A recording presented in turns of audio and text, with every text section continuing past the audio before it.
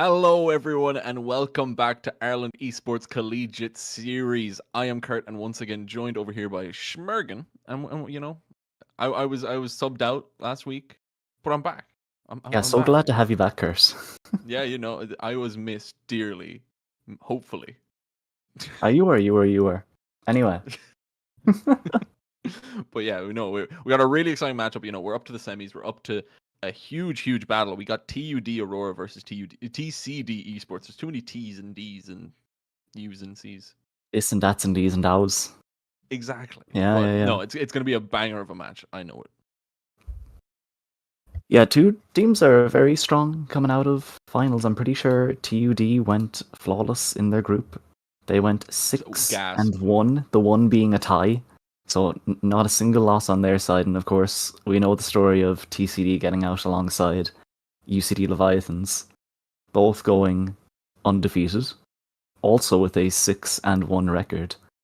And TCD managed to get the best of Instalock in the quarterfinals while we were watching UCD, and then TUD Aurora got the best of TUS.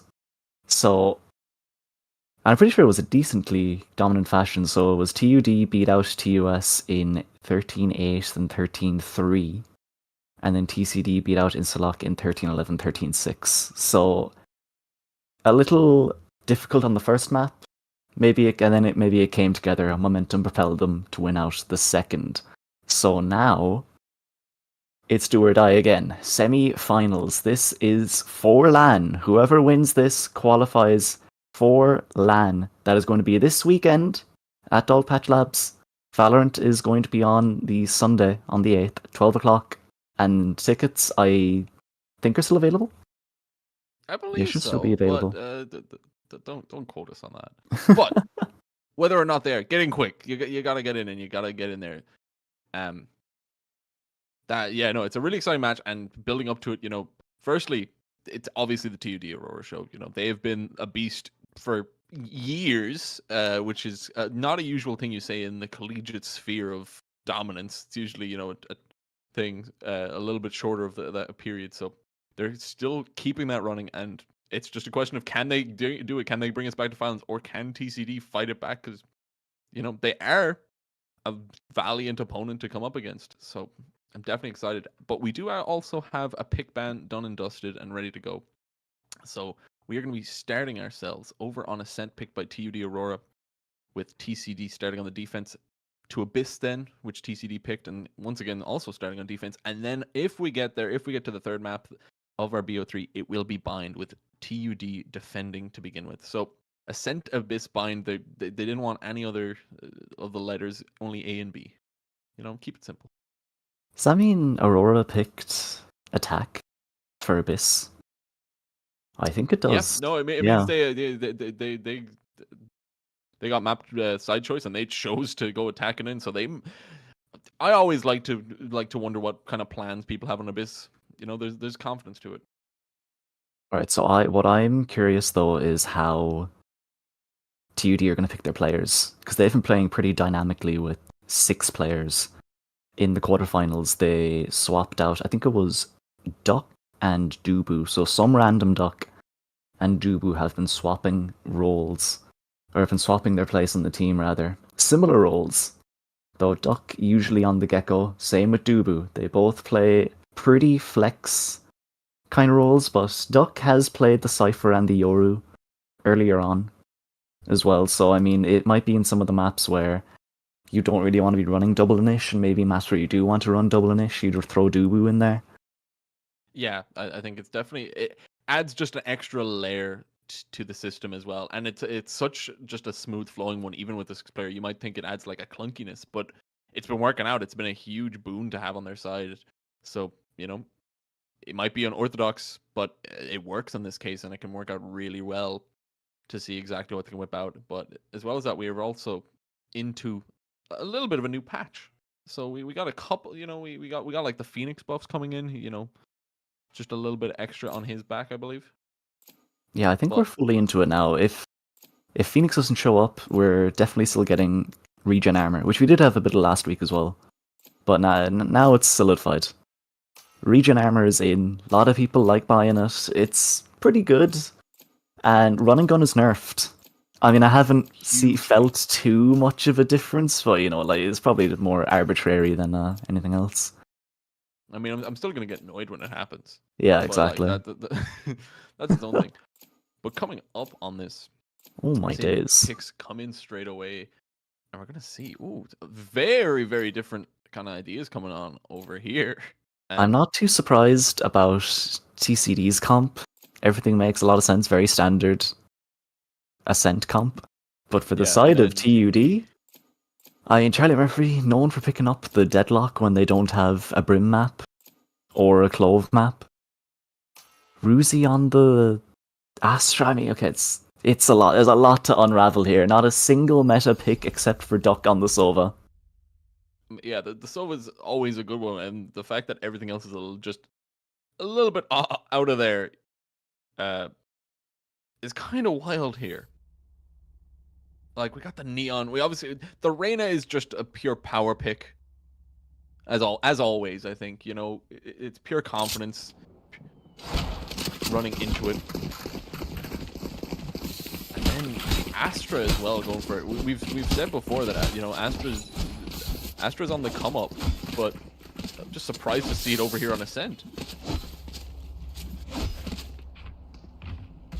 I'm trying to think, what are you going to do with this now? Because, Astra are really good against an agent that has damaging util, right? Especially if you have the Gravnet as well. But the only thing that's dealing damage is shock darts, and I don't think we're comboing shock darts that much.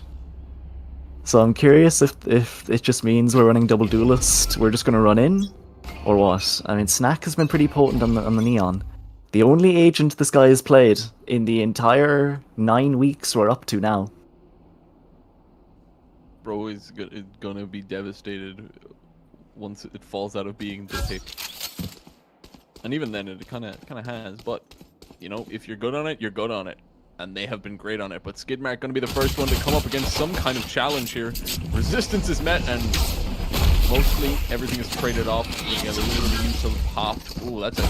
Oh no. Get a lot of info, but info doesn't mean much when some spam is going to lead to the kill onto Skidmark. So it's already a 5v4, but they're locked out of the site. That kill didn't open up the avenue, but that one might. Ruzi takes out Seb, and now, what do you do? You're really just stuck here for TCD. You need to get some kills in Kenosi. Gonna get one. With that concealment. But they've already pivoted. They've already got the smoke down. They've already got a push going. Oh, nice. And it's gonna spell a really back and forth situation.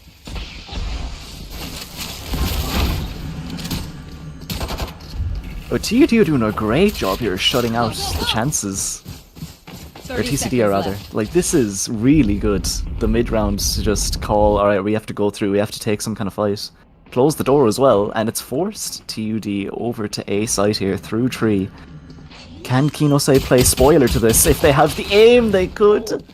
Just a little tickle onto Murph. 10 seconds left. Delayed a little bit. The spike took a second extra to get planted here. Recon's back up as well. It's a huge dart to have. Just to be able to position it somewhere. Break the door. Get a lot of time. Spike took so long to be planted that there is a lot of opportunities here, but he's going to play this out really well. Playing a lot of these close angles. Charlie Murphy and Snack both get a piece, and everyone is so low, but you need to start getting these kills. Piggy John good for one. But now they're going to start hiding. Now they need to pull back here. And he's going to be caught between a rock and a hard place. Snack is going to be the one to be fought up against. And Jenny. And he's going to get that kill. And that is a turbulent round to say the least. But TUD stick the landing. Just barely. I feel like they really shouldn't have, though. And no, they got bailed out by just those I think Kinose hit the shots. Yeah. Should have gotten one and gotten away for sure there in 99% of situations. It's just the one where it doesn't pan out is the one that we've come across. I don't want to be counting Kinose out at all. Omen is their most played agent in the tournament so far. And I mean, they've been averaging an ACS of 223. That's decent damage for Omen to be doing, and damage he is doing right now. With the kill onto Snack, first blood going the way of TCD this time. And he's hungry for more. He's sticking to the shorty. And Spike down mid. Oh my god, they're just keep going. These pistols. Oh, shorty and the pistols are working together. And they're gonna actually funneling them right into them. They have the spike down, they have the control. 3 versus 2, and they've picked up judges, they've picked up shotguns, they have SMGs. It's just a bloodbath, and it's going the way of TCD. And now they can pick up the Vandal as well. They should be able to anyway. Where's it gone? Trying to find us. Madness. Tag is going to be rough. I still have 40 seconds. Recon online as well. It's not okay. There you go. The Vandalism picked up on the Seb, and now it's a little. It's rough. There they are. Big John is just swinging for it. Okay. 20 HP though. 1 bullet to the chest, or just straight through the wall, and the Thrifty is 1 out. TCD are fighting back. My god, that was... TUD weren't even allowed into that round from the start. The shorty gets 1, picks up the 2nd, and then you just recover the weapons and you have full control of the situation here. That is a huge recovery from TCD to pick that up, and just really good, you know, using these close angles and using the fact that they maybe weren't respecting how much value you're getting with those shotties. Yeah, they're bringing out the other side of Trinity here, in the shotties. They exist through the rest of the team.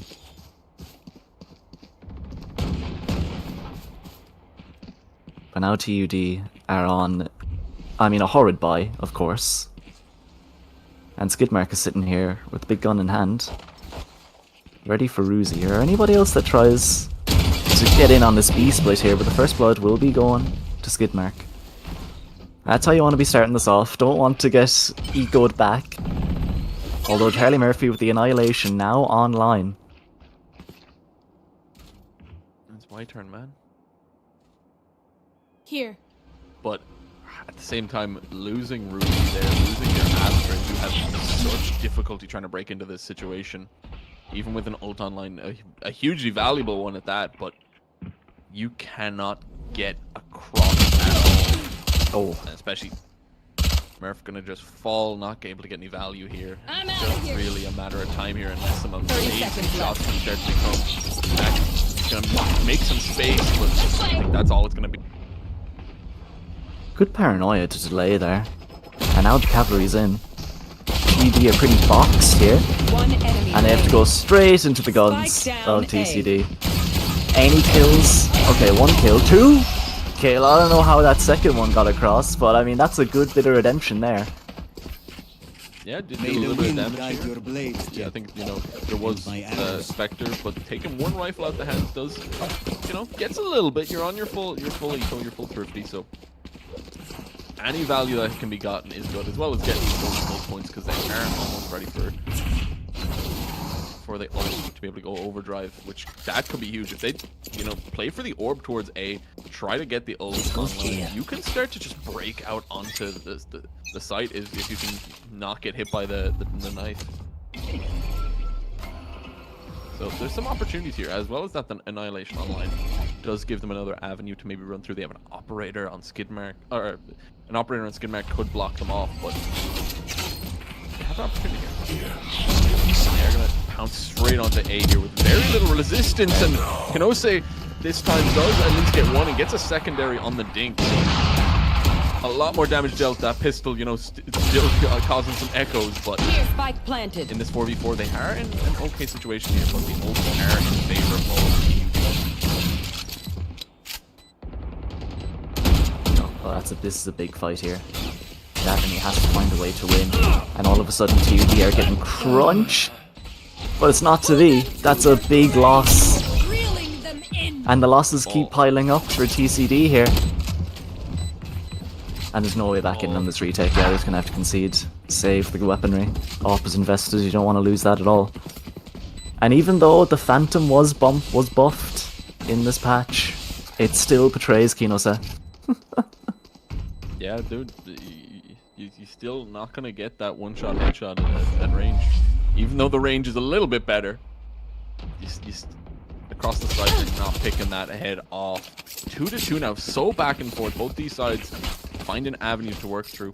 Both sides now getting a couple of ultimates, but I think TUD are currently, having much more value on the side of them. They got an overdrive, they got a Hunter's Fury. They can really play off the back of those to take a site, to play a strong post plan if they want to run with that.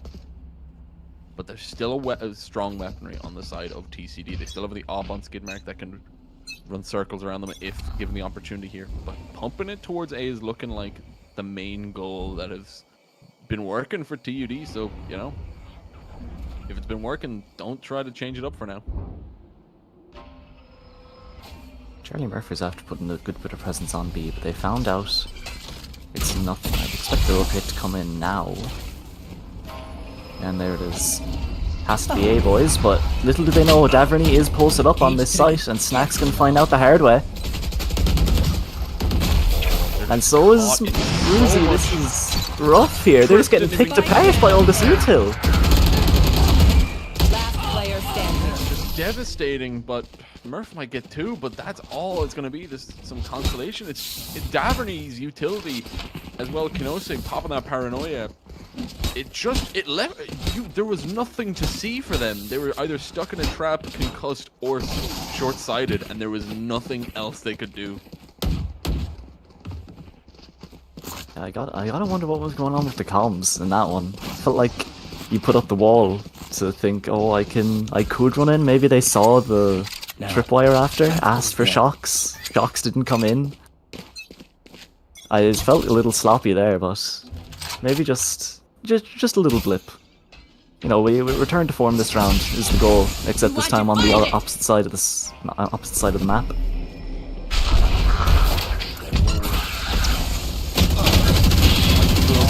Coming on, Piggy Tron slamming through! Gets 2-3! Just keeps lining up Snack, good for one, but that is it. They're only able to get that coming into this round, and they just walk into a pile, like, just stand in the trap, spamming through, holding down all the angles, and now TUD, they're already pulling out a timeout, which absolutely, I think it's a great choice. Now that they've come up on a resistance, you know, they've won a couple themselves, but they've been falling short. Just like rounds they've won have been off the back of some really strong plays and individual performances. But overall, it feels like TCD have their number. Oh, it does feel like that, and TUD are on a bit of a spiral. It felt like the last two rounds felt really sloppy. In just saying, we're going to go for a site, guys, and the layers just aren't there for it at all. People are just trying to walk out or run out at seemingly random intervals, just thinking they have a timing, like Murph on that B hit, just walks out, gets Odin down, Snack tries to run out with nothing behind it. I think they got to clean themselves up a bit. Yeah, definitely, especially knowing how strong of a team they are and what they can do. And looking at this, it is an awkward one. This is the situation they've set themselves up where they you know, they need this double duelist to really puncture through. And when you know, using the body, either going for the slide or going for a leer on them isn't following through. That's when the issues start to come through. Oh, Skidmark, gets some info here. Doesn't fire off with the jump spot, but doesn't matter with the miss because Kinote comes in from the side. Gonna pop a couple heads off, and already TUD just completely brought out this time around just by a nice little peek, a nice little spray. And this half buy has already come across such difficulty. Kinote has to not die here. Gives up the gun if he dies. Okay, at least he took one with him. And Daverney tried to get the trade. The Snack sometimes with the Sheriff just manages to always find two. But he's the only person that's finding any kills in this round on the side of TUD. And they already got two, man. They only need 3 more. It's not that hard in theory. But 8 bullets, 3 kills. It's also a Phantom. Yeah, that's about how I expected that one to go.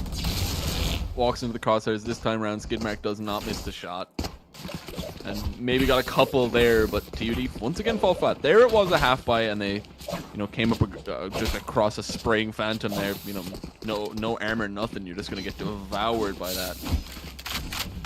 And that is what goes through. TCD have set themselves up nicely, going on to the 8th round. They have so much money in the bank. They have 3 ults as well themselves. They're setting up for a really good first half at the very least. They just need to keep it up. They've been having a lot of good change-ups as well. Like, we're seeing Daverny move around a lot, change the setups, and actually cause such a commotion. We're seeing Skidmark move this operator from place to place. It has been getting them value, and it has been getting them so much control here. Yeah, I was thinking the same thing. I love it when you're switching up your setups like this. It shows that you have a decent understanding of the map. And you, not peeking mid with the AWP that time. Charlie Murphy thought he had a read. Like, he bought the AWP this round because he wanted to AWP duel in mid. But little do they know, little does Murph know, he's walking straight into us. Oh, that's the spike. They know exactly what the plan is as well, off the back of these smokes, off the back of that ball, and bit of... Yeah, the spike is left in no man's land. Murph was all alone with it sitting in their pocket, and that peak, that little bit of pushing, it's just slowed them up and made any kind of ascension to this site feel absolutely impossible, especially because the Cypher setup hasn't been even tarnished a little bit. 30 seconds on the clock, and they have no way in. They need to start breaking through, and they're being given a lot of space here because of the short time. Oh, this is rock now snack. It's a fight or flight situation. They've chosen to fight, but they will fall as well. Charlie Murphy has found one, and he may have found the site. They found my wire. Yeah, they found the site as well with only 10 seconds to spare. Big ult in here, and Piggy John with the Odin is spraying them all down. All onto Ruzi. 60 HP. First kill found, second not to be. The TCD streak continues. So far, it's been just devastating and working out so well. These setups, like the decision there, they had the advantage. They knew the situation coming into them, and they decided they didn't want to fight for it. You were at an advantage. You probably could have won a lot of those gunfights, but you went for the retake because you knew you had such strong util. They popped the Hunter's Fury to try to slow them down, and sure, the plant does go down, but they get a really good retake. Their positioning's great. Piggy John can just spam down with the Illusion. The neural tech is online. They're ready to push that through, and they just use what they have available on hand to completely push TUD out of the round, and it's looking like they're just going to keep struggling here unless something can change. But for now, this round, it's 3 Sheriffs and Lucky. They are going to try to break through. Cosmic Divide is going to be popped here, but it's going to be up against everything here. Daverny stuck at the back of the site. I think he's going to catch a glimpse of him. So they actually have an avenue in it. They can take out a couple, but Kenosi once again from the sidelines. Every single time you count them out, they come on in and they stay alive at the very least as well. 40 HP, but back and still alive in this 4v3. Here. The knife is so good to confirm that the hit shut down. Here. And now Skidmark feels confident to take the angle again. I mean, it must have been that round before where they got dismantled by the Cypher setup. It's looking like it's because Daverny is just an absolute nerd. They probably did try to shock it, and they did try to shock the trip this round as well, but because of how Daverny has it positioned, it did nothing. It's complete nerd. I'm a big fan of this. I'm definitely not stealing this now, next time I play Cypher on this map. It's so good, when you don't know exactly where you can pop those shocks, where it'll go, just inconsistent positions for where the two pop. Yeah. It means it makes it so hard, especially when he's the only source of util. Like, look at how do you think to shock start this? He's trying to shock the right side, but the right side of the trip is too high. It's in the air, man. Yeah. And then the other one is like a quarter of the way through into the wall. Like, what are you doing to get that? Like, it might happen. It's going to happen again. It can't keep happening again. It happened again. It missed. And now Murph should be in trouble. Yeah, Daverny, he is going to get pulled off by that annihilation, and it is going to be a huge situation. But it still takes 2 ults to get a 4v4 plant down. Still huge though, and they are going to have a drone not online. This press comes in. Thankfully, he didn't pop it, so he doesn't lose it. But now they have all this util to push on back. Skidmark swaps the op for a rifle, but has the knives online. So just gonna break on through, and this two from each side, pincering in, breaking through, and TCD are dismantling TUD.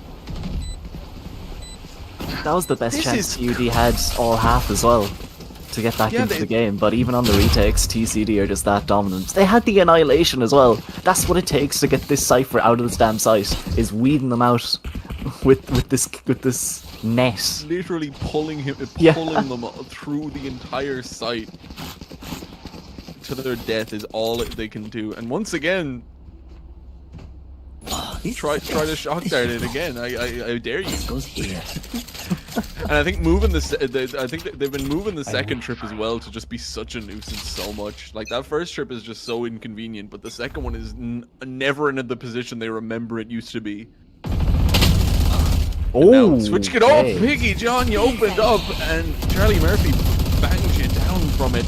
That paranoia can slow something up. Kinose in a good spot here. Actually good for one. Can't get the second here.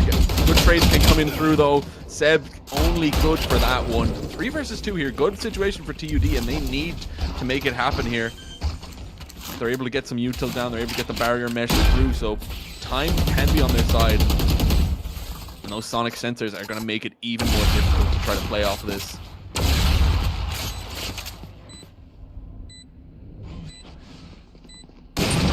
Gets him out. Oh, dash as well, okay. Just want to get the gun. The time's ticking here. Have to start with a kill. You want this to go cleanly here so you can actually spur on this retake, but 2 of the TUD players have Odins. But neither of them are going to get it. It's all Murph. And that's finally a round back for TUD here. Last round in the half. Yeah, that's the value they can get in those situations. When you are able to actually get to a site, push on through, and have your deadlock still alive, that's the value you can get, but they just haven't had that situation here. You know, off the back of a lot, Kinose, Daverney, both of them have been just so good at keeping them out of the sites. Kinose just spraying them down, Daverney with the setups just decimating them. And then everyone else has just been picking up some nice kills. Skidmark and Piggy John, both of them just having great games in terms of pure kill potential and utility.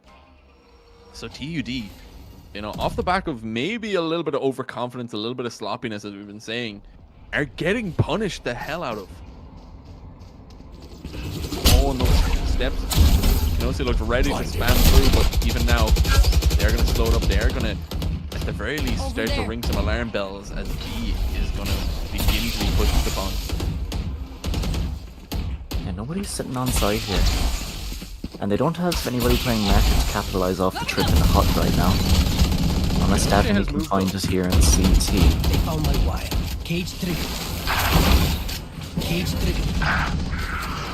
Everything's kind of going wrong here. Seb gets caught on the short on the lurk. Kinose can't find any value on side. It's just kind of falling apart here. Spike planted. TCD, they've had complete control all through the half, but when it comes down to the end of the line, TUD just find themselves a little bit of footing. They find themselves a couple of good openings here, and they just make it work. That, you know, round 11, they find the first pick onto Piggy John, spraying with that Odin, and they just pounce off that. Here, they just take complete mid control, and once you have that deadlock, you just block it off. You take market control, and you can pincer your way onto B here. So, turning a still difficult scoreline at that half. You know, 8-4 is going to be a little bit of an uphill battle, but a little bit of a glimmer of kind of the TUD we'd expect to see, you know, having a little bit more, I guess, bully potential. Yeah, they're going to have to meet the potential on their defense side now. I mean, defender-sided map, right? That's the copium they're huffing right now. That's what I'd be telling them.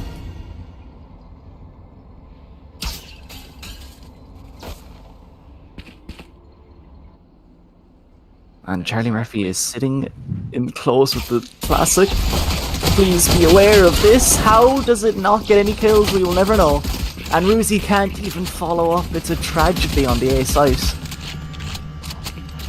That is just so that hurts to see, you know. Sometimes the bursts are the best things you'll ever see. Sometimes they fall flat there, and that is the latter. Charlie Murphy not able to get any value there. And now, what can they even get out of this? They're not able to get any damage off with those shocks. Tripling up under here, under the heaven. Now just gonna wait for contact. Can also go for the one. Keep spamming on through. Murph, you're only able to pick off one head, and Skidmark is gonna finish out the round, and that just completely falls off the back of. And they're holding close. They want to play for at least a pick, but Charlie Murphy cannot get anything there. I can't help but feel he got a little unlucky. Maybe that was the running gun nerf in play. I know right click got nerfed pretty hard, I'm pretty sure. The walking gun nerf. They also yeah. Walking gun, so you know, the pistols are feeling a brunt of that power shift. So huge there, but when they just get overwhelmed like that, Charlie Murphy has had no chance. Maybe they could have picked up one or two in a different life, but here we are, and now this is a huge round that needs to be at least mitigated if TUD wants to stay alive. You cannot keep giving away these rounds, especially if giving a conversion into a bonus would be awful to see.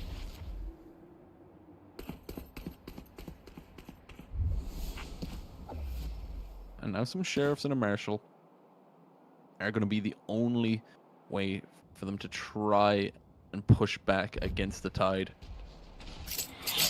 And there's a lot.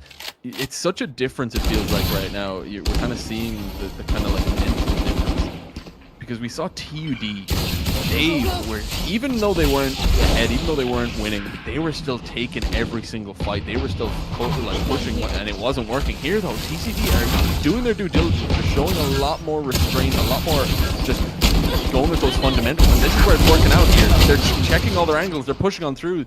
Grady or Ruzi might get one here, but it's just off the back of respecting what you got, who you're up against, and trying to make it work here. And sometimes, even when you do that, you get shot in the head. Even one back. You know, it's a 1-for-1. Karma does come through, and Kenosi does hit the head here. 6 HP. Ruzi is practically dead at the door right now. And now just waiting to fall. That was a pretty decent. That was a good fundies round from TCD. I'd say they had the Sova go up mid, clear through bottom mid with through market with the drone.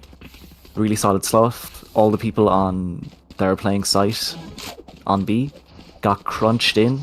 You saw Snack trying to play for Marcus, got pushed out by the drone. Couldn't play anywhere near main. That already got taken, and they were just stuck on site. You saw them running back with Duck, thinking, oh god, we've got nowhere to go anymore, and it just get crunched on completely. So I mean, really good fundies from TCD, and it shows another instance of their understanding of the map.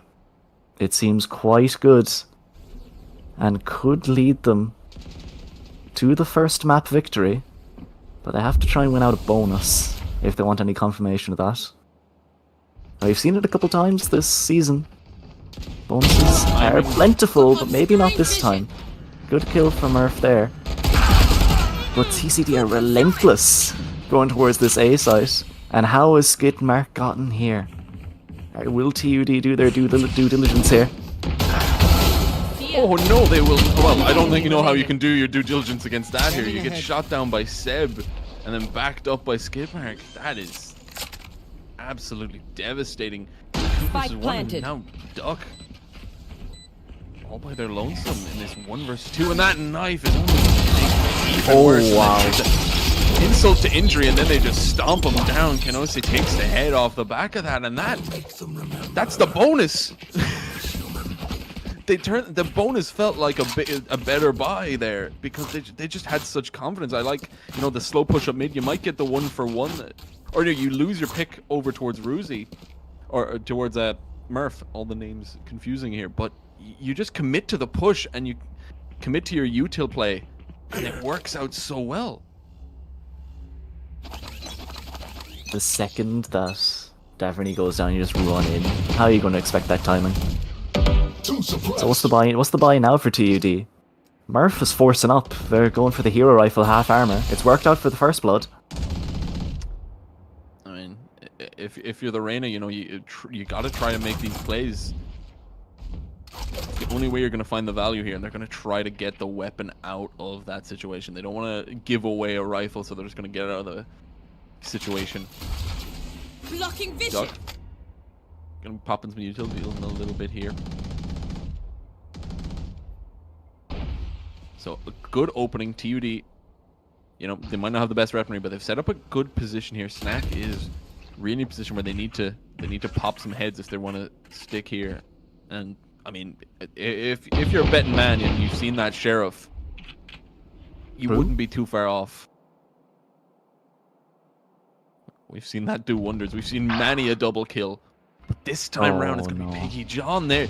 You know, they got spammed through previously. I think they spammed on back. Can't use it. So, trading that out. Oh, the 30 suppress into seconds the recon drone. Force Snack out. This 4v4 is going to be difficult. And they even have a From the Shadows to top it all off. The icing on the cake. Sight is theirs. And it's looking like 12th is just on the cards right now.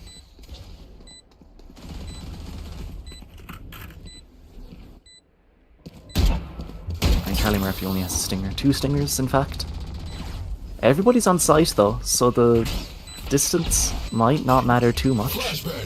Flash is going to delay a decent bit. And here's the first strike. This leads to 2 of the TUD players falling all onto Murph. The hero rifle brought into this round. They're going to have to play the hero here if they want TUD any chance in this map whatsoever.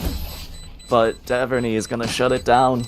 12 on the cards now for TCD, and so is map 1. 4 in a row have been the way this has started, this attacking side towards TCD. They've just been so stalwart towards it and setting up some great situations here. Both sides have high impact ults, both sides have at least a buy of sorts. It's a little bit more scuffed trying to make it work over towards the side of TUD, but they are able to pull out, you know, a couple of half armors, probably a little bit less util, but they're going to be able to pop it. They got an Empress online to use. They have a Cosmic Divide, so they need to try something here. Otherwise, even winning this round, you know, you're up against a literal mountain to climb. TCD have just been a force to be reckoned with, but from Daverney, the head is removed. They're taking another round. Piggy John gets the orb, and Hunter's Fury is going to be online here, but disadvantage in terms of men is going to make this so difficult, even with ult advantage through the roof.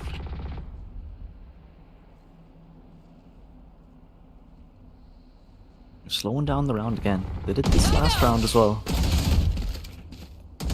And also, I look at Murph now, like being this slow and having TUD not take some serious map control has led Murph to just playing in spawn like this.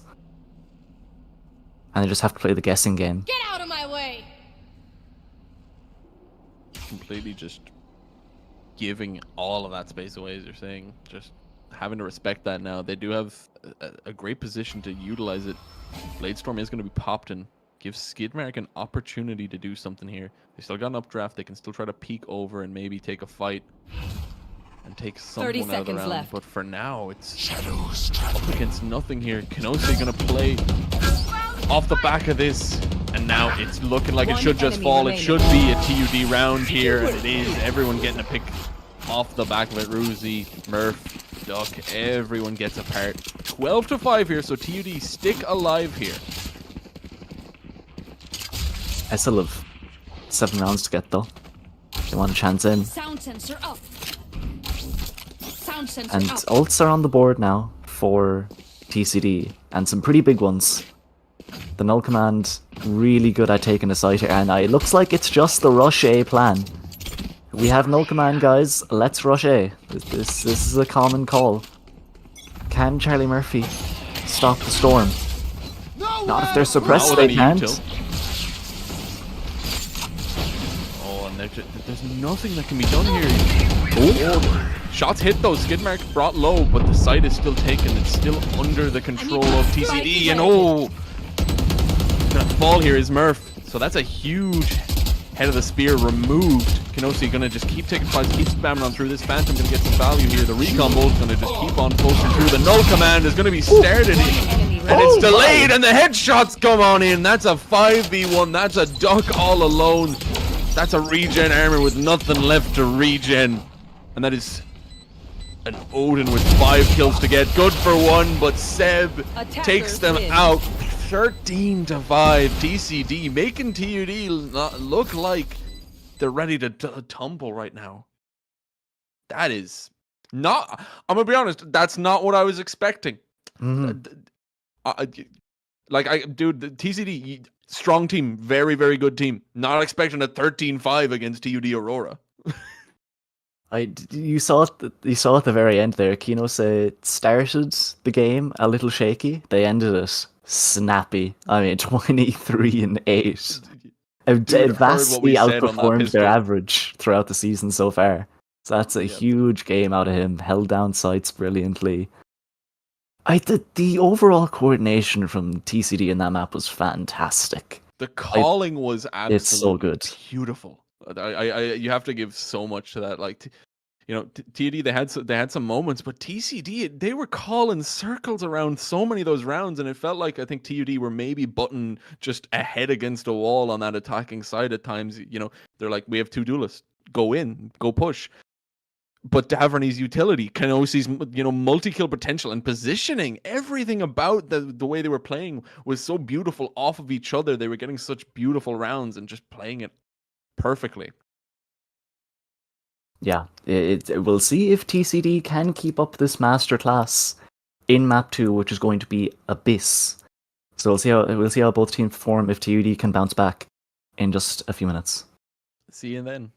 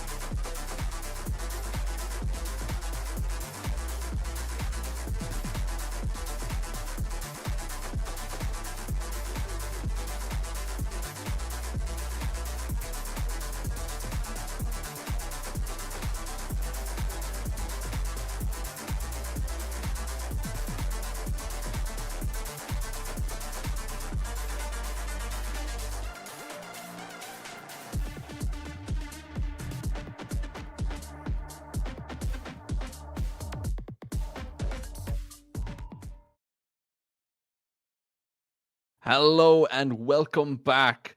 I am Kurt, joined by Schmergen, and I'm still a little bit dumbfounded by what we came into. TCD 13-5 against TUD Aurora. We've been hammering it on. This doesn't feel like necessarily the TUD we expected to be coming into these semis, that we expected to try and make it to the finals. The dominance that has been on display for so long, beginning to maybe falter, or maybe just could be overconfidence, could be a lot of things. But Ascent said and done, and now we're moving on to the second map pick, and TUD's map pick of Abyss. So a little bit more, we're going from a staple to a little bit more of a influx map, is how I describe it. So we could see a little bit of that work out again.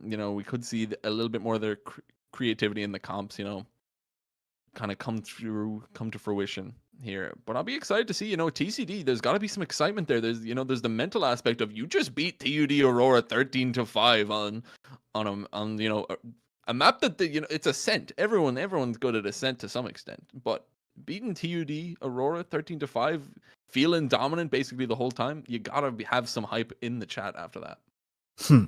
Yeah, that'll be hyped in the Discord call, alright. I'm really curious about what comps we're going to get on Abyss, because TCD have run some different comps throughout the season. I'm noting Aseptic sometimes plays KO, sometimes plays Gecko on this map. Yeah, Omen is usually played for them. There isn't an Astra. A couple of teams so far have been like an Astra on this map. TCD, not one of them, sticking to the Omen. Sova's usually picked up. Yeah, I think you have, for like Omen and Brim, you have your limited bit of range, so you have to be in a position where you can hit kind of both sites there, because Abyss is massive. In terms of map scale, rotates take a long time, but it's the fact that Astra can pop stairs from anywhere. Similar to Clove as well. Like there's a lot of just versatility you can kind of put in. You don't feel like you're trapped in maybe these rotational spots, or trying to play maybe one of the link positions to like have the whole map be available for you to pop smokes or utils. So I think there is an element of that could come to bite them if they are going to opt for something that has that maximum range, or you have to be in the right spot to pop the right stuff.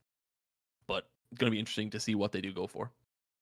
Yeah, we should be getting to Agent Select pretty soon here. Now, I actually was mistaken there when I was reading it out again. TCD do like to run the double smokes. Piggy John picks up the Astra, so I'm curious if they're going to stick to that. Let's say, okay, they should be sticking to it just by the hovers here. And then for the side of TUD, they've played Abyss, I think, only once in the season so far. Charlie Murphy back on the deadlock as well, that's standard enough. Oh, and Ruzy on the Murph on the Clove. Ruzy's on the Jet? Yeah. Wait, hold on, what the hell? Yeah, we've been mistaken here. What's going on? You kind of got 2.5 duelists there. The Clove is an honorary duelist to some extent with how they play. I'm just so confused right now. We're seeing a lot. I'm getting similar vibes in terms of at least our agent choice here, whereas we're seeing over towards the side of TCD, we're seeing a lot more of what we expect. You talked about Seb on that KO. You talked about the double smokes near the end there, and Daverny rocking that is going to be rocking the Sova. So a lot more, definitely a lot more, I think, in the scope we expect on one side, and then TUD things. It is just TUD things. I'm really surprised by the Ruzy pick onto Jet. I know they're comfortable on this agent, yes, but I'd really expect them to pick up the Omen on this map. Double smokes is really strong on Abyss because of how big the map is, and only running a single smoker and having it be Clove. It feels like a recipe, to be honest, especially if they're starting on the attack, but we'll see how it shakes out here. Yeah, you really set yourself up in such a limited capacity there to try to run with, but maybe they can make something work here. Maybe running off the back of some more of this util, maybe try to get, if you can take these sites You have Charlie Murphy to run with a lot of value here, but you have to take these sites, and they're going to be able to push on over here as A is going to be in the cusp here. Piggy John taking out the Astra, no longer with us. And it's seeming like it is going to be even more to just fall through. I'm out of here. Only 3 members remain, and TUD just completely rocket forward, take the site, and set up such a spread in this post plant. 4 people here. Keynote is going to be in for a rude surprise.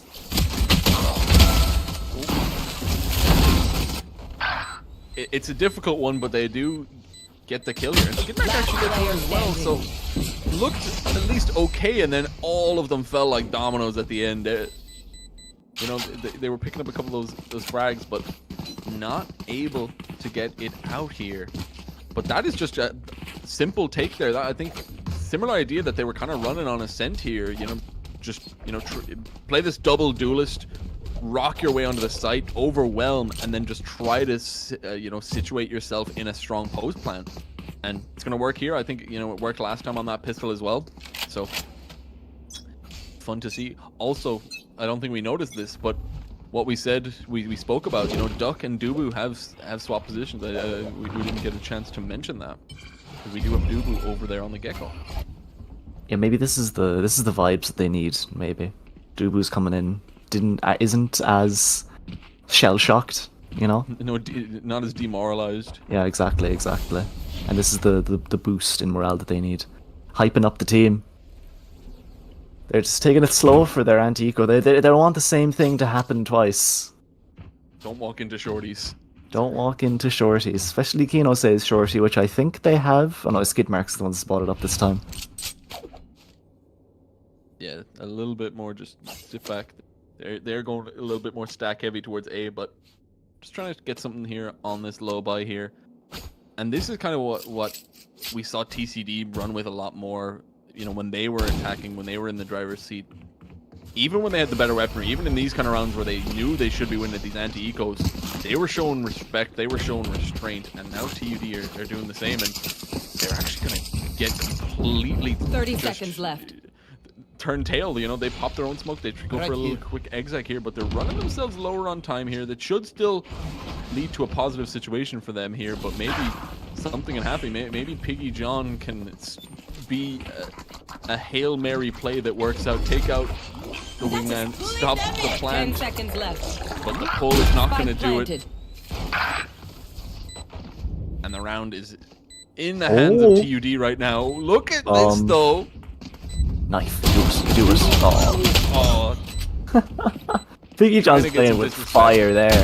Oh, hold on. Ruzi's getting caught out as well. Now it's a 2v2. There's a Vandal on the floor. The smoke is brilliant to try and retrieve it. And the stick.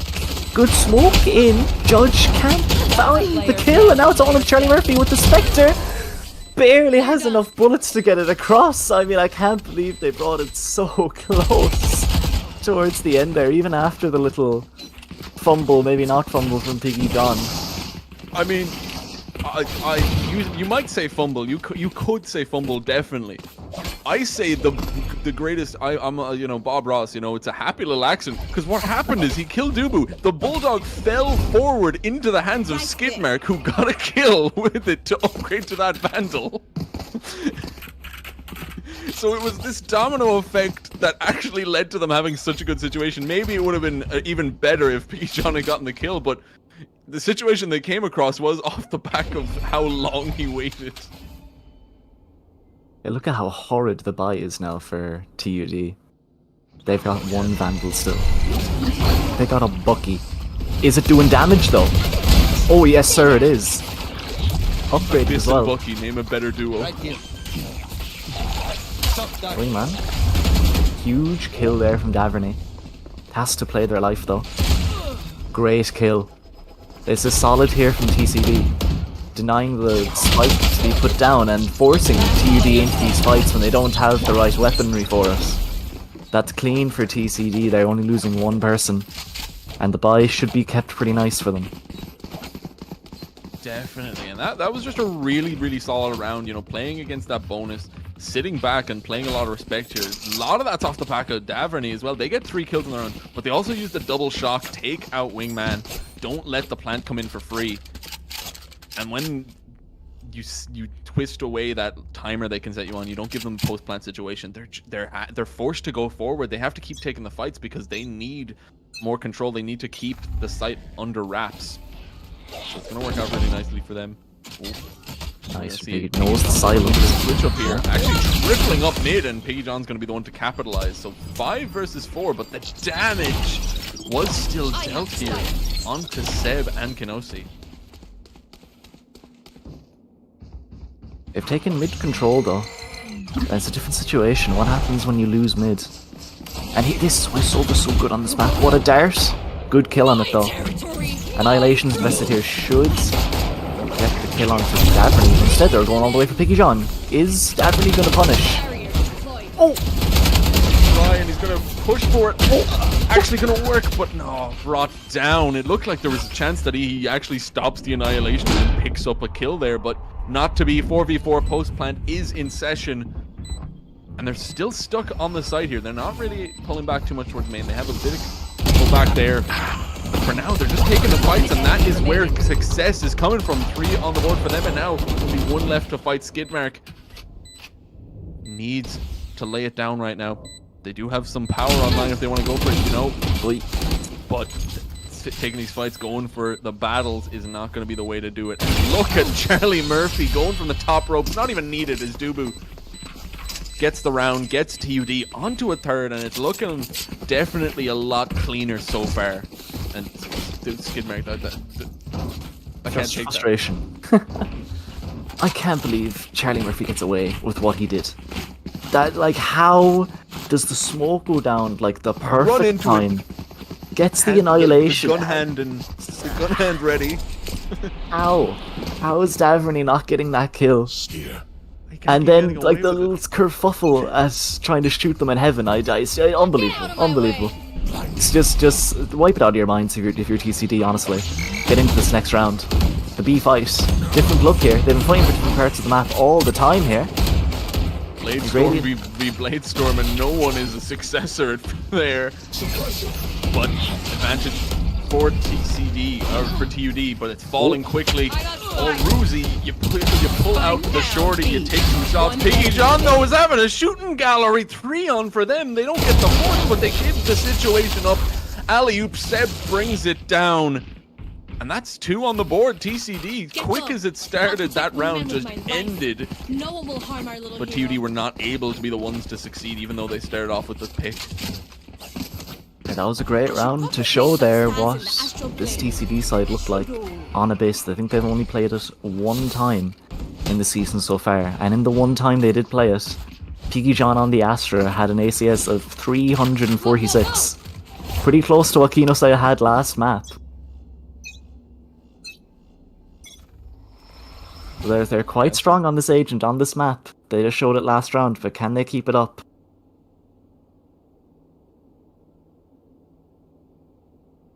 It's going to be difficult to be able to keep the level.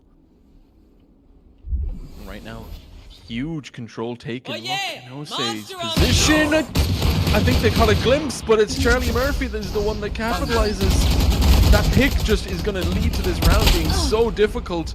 But the weaponry still isn't there. The power is not in the hands, especially now that the picks are falling here. And Charlie Murphy might have gotten that really nice pick off. But disadvantage set up for TUD. And now the rotates can come in. They can start to move around, set themselves up to a little bit more spread after taking those fights. And steps should be heard by Skidmark here. So they know exactly what's going on. They see Dizzy fly through. And now that the site is set, this retake should be able to come on through. They have a Cosmic Divide ready as needed. A lot of power can be brought through, and the shots are going to ring for them.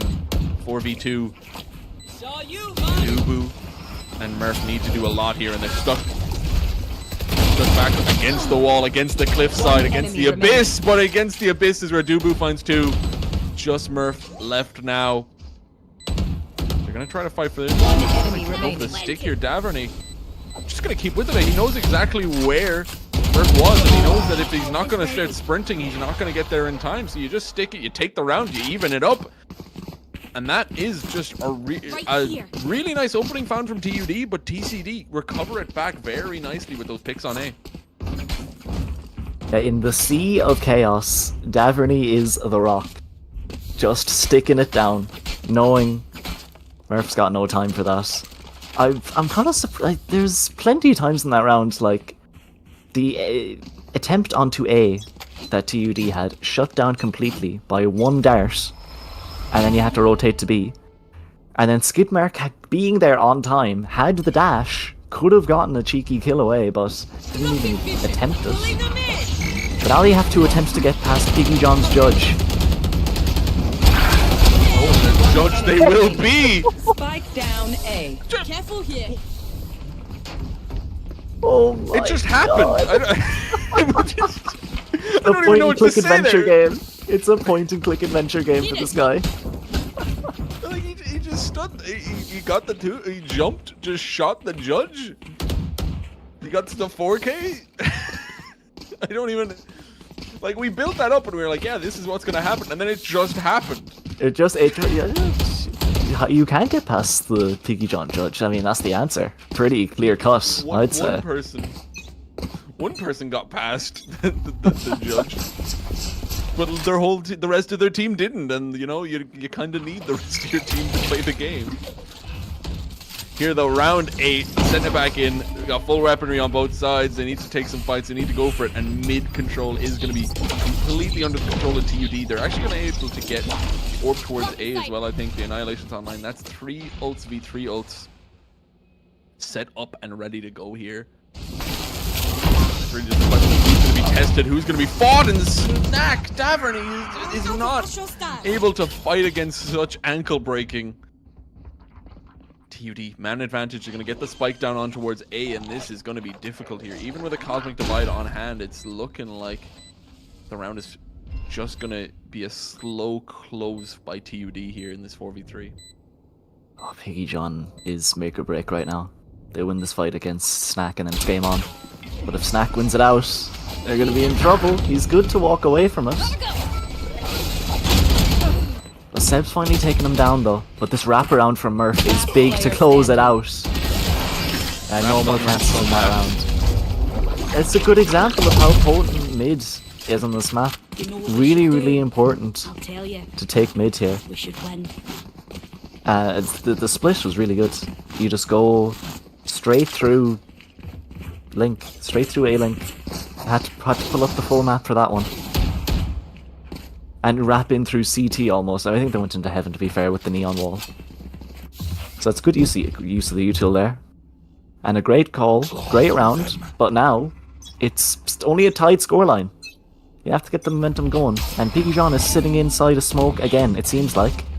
And we know what happened last time. Yeah, we're gonna have to see exactly if it can happen again. Oh, that shock dart gets hit in the face. It's looking like it's going to be still the advantage though. TUD, they have ults to burn, they're going to throw them forward. And it's going to be so difficult here. Oh, Murph. Fall, the Clove cannot, they're dead yet.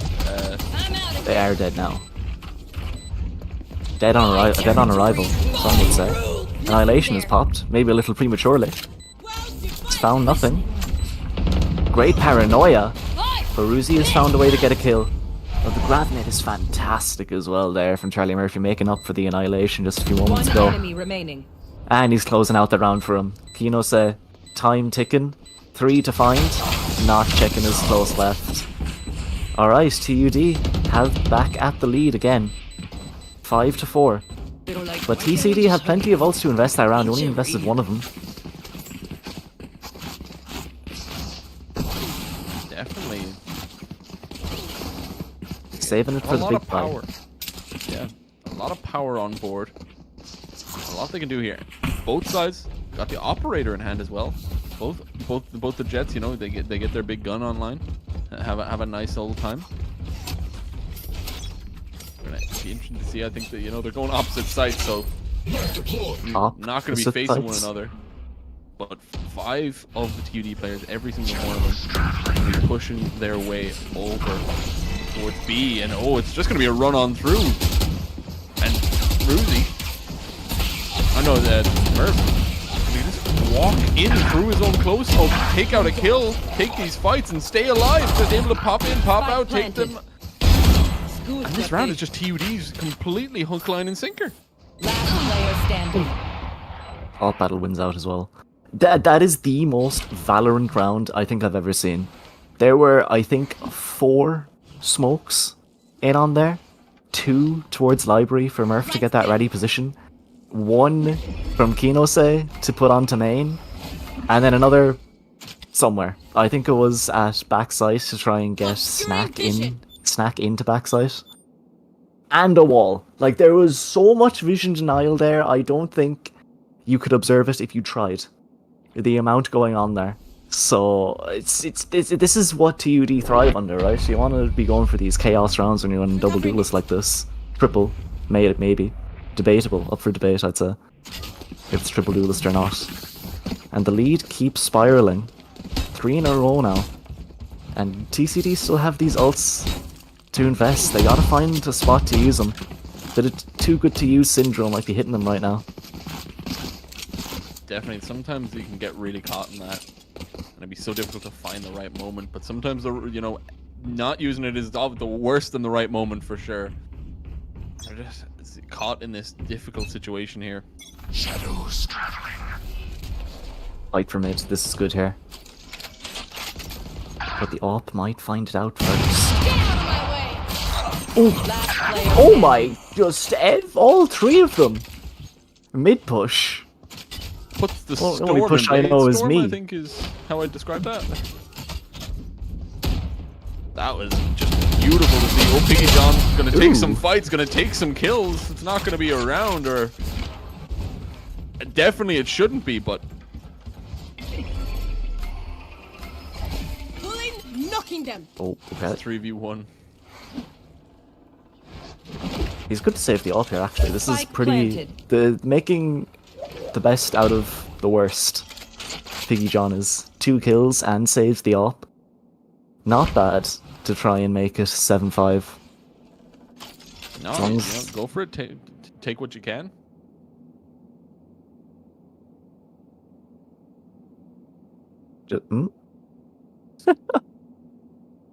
Don't be doing it to our hearts, man. Making me anxious. He's also one of the only 2 in the lobby right now at double digits. 15 and 8. Ruzy, the other one, at 16 and 8. I mean, we were questioning this pick of going double duelist like this when Ruzy has played Omen on this map before. But he's proven us wrong right now. Last round before the switch. Definitely, I think that round just Need a drop. take some heads, take some shots, and you get it out. 1 second, peeps. I gotta visit the Astral to play some stuff. Last round and a half, those ultimates, they're still sitting in the bottom of the bag, just waiting to be used. The Null Command, the Hunter's Fury, the From the Shadows, you know, trying to find the right moment there, but not going to be it. Maybe, like, definitely a situation where maybe you just try to get some early info, try to pop that Hunter's Fury. Maybe once you just have Seb kind of play just a position where they can just play that, maybe a spoiler angle, and then just pop that Null Command as needed here. And even playing it safe here, they don't want to give it away. They got a bit of info here, but we've seen how much mid control can do for us, the TUD side. We've seen how the rounds fall apart when it can happen here. And this time round, they're going to make sure the extremities are saved a little bit here. Charlie Murphy lurking around, not going to be able to get the value of 1. And Seb puts the Null and Null commands, and we're going to see Murph be the one to bring out so much here. Kenosi, though, the hero of last game, is going to be a hero once again. 2 in the round, 2 left to go. Cannot find any more here. 2 versus 2. Spike is still in no man's land, though. Neither side has full control of it. And now they know exactly where they're fighting up against. And they have a little bit of util to pop. So they can actually keep this going. They can 30 seconds left. set this situation up They're going to hear Ruzi running it back, going to hear the updraft, but I think, you know, just trying to throw some smoke and mirrors into the situation, but there's only so much smoke you can use.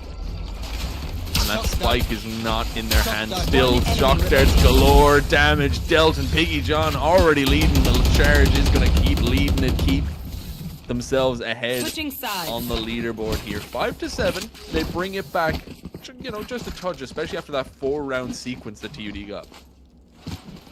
Yeah, TCD really need to patch themselves up here and have a good attack half. Wipe off that last round. I can't believe they got away with that last round. Is Heroics from Piggy John and Kinose. And Seb was sitting B-Link, waiting on Murph, and it just felt like he was playing scared, really. Just threw the knife, had the info, knows there has to be something going down B, because Skidmark got a kill onto somebody B main, so you're thinking, okay, it has to be a B split in some way, or they're putting somebody here. So I don't know why he doesn't use any other pieces of util at all, but that's neither here nor there. Pistol round for TCD's attack half now. TUD's defense. We're gonna see exactly how it works out. Daverney on that owl drone, gonna get a little bit of info, so something to work with here, but they're taking it so slowly here. They're not popping anything here. Even now, they still have Piggy John, who you know has been leading the charge in terms of those kills, just sitting there. They've found a small little gap towards B that I don't think they're known, but they're not don't have much control. So now it's just a waiting game, like especially with 50 seconds. And it's a lot can be found here as Murph works their way up. Gonna figure out a lot off the back of this. And the rotates are already coming in. I think, you know, a lurk doesn't mean much if everyone's away from that site. But where is Piggy John fit into this?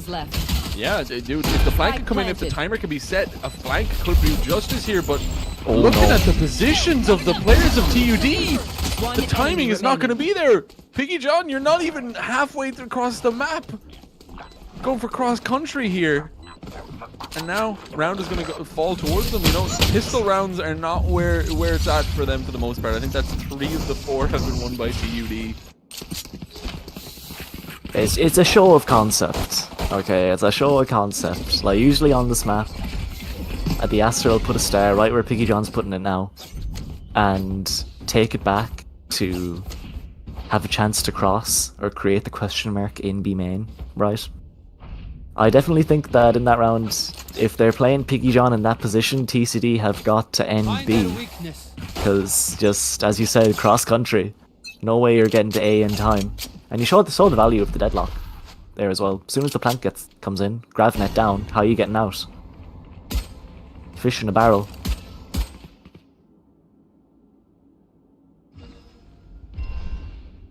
Yeah, unless some amazing moments can come on through. This is a 9th set in for the side of TUD here, and it's going to start off, you know, 1 for 1, but in this situation, a 1 for 1 is what you want, and you're actually going to break that down into even more advantage. You recover that Marshall as well. You get a little bit of weaponry online. And now you've really just split up the defense. Snack, though, gets a good opening. Piggy John not able to find anything, because if you gave them a chance, they would absolutely leap at it. But quelling any kind of power is done early.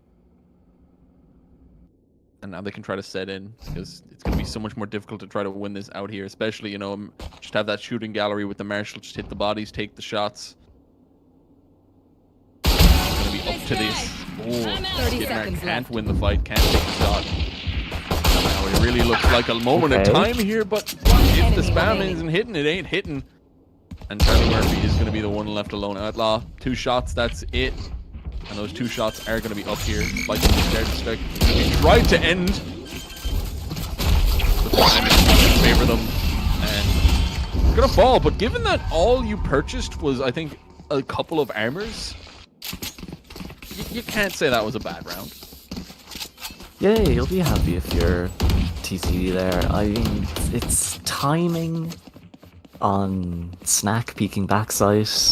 Little fortunate, but also fortunate for Piggy John to get the kill in the first place onto Gradient, so it's like... It's good, could have been better, could have been worse, to be fair. But I can't help but feel there's opportunity. Either way. Purchase in now for TCD. A round that they should be winning.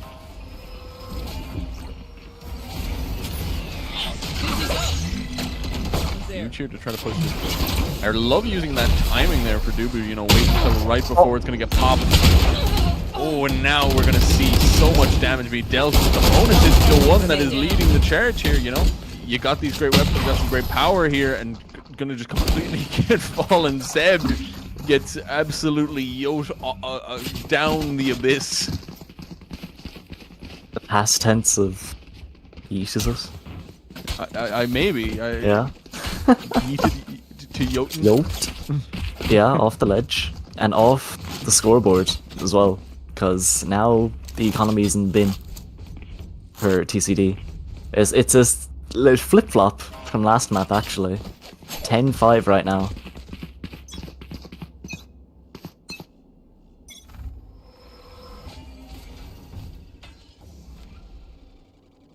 Yeah, this is a much better look here. You're gonna have to play a little bit more spread. Oh, that's a lovely shot, but he's eager for more. Might be there his undoing.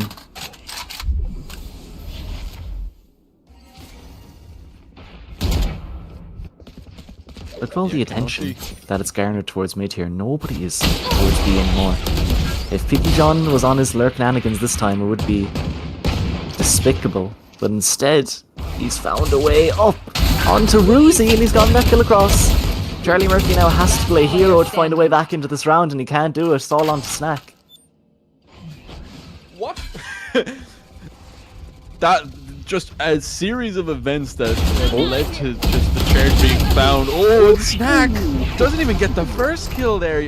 I think you're expecting a Neon to pick that up every day of the week there, but Skidmark is quicker, just barely there. And I think one thing I really want to highlight, it's just a really funny situation there, is the fact that Ruzy takes the shot with the operator, is currently like hidden from, I think, or away from the knife, dashes into the knife. So then can't even like pop their smoke. I think it's caught out. Oh man. But they're really good there to, you know, you get the first pick there. Kanose maybe gets a little bit too hungry.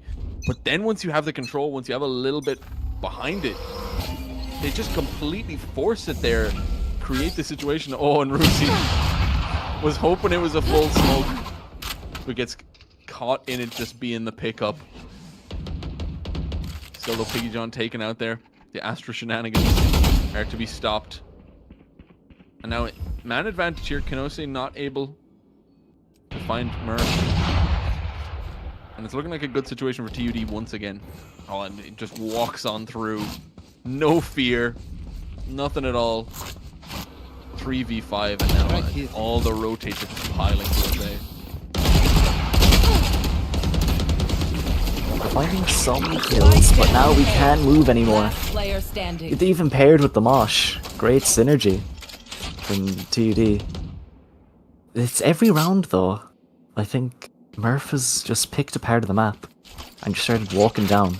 Just to try and contest, try to take a gunfight. He's bored, really. Skidmark contemplating his own mortality over the ledge. Looking back and forth. 30 seconds left. Maybe it's not worth it, maybe it is worth it.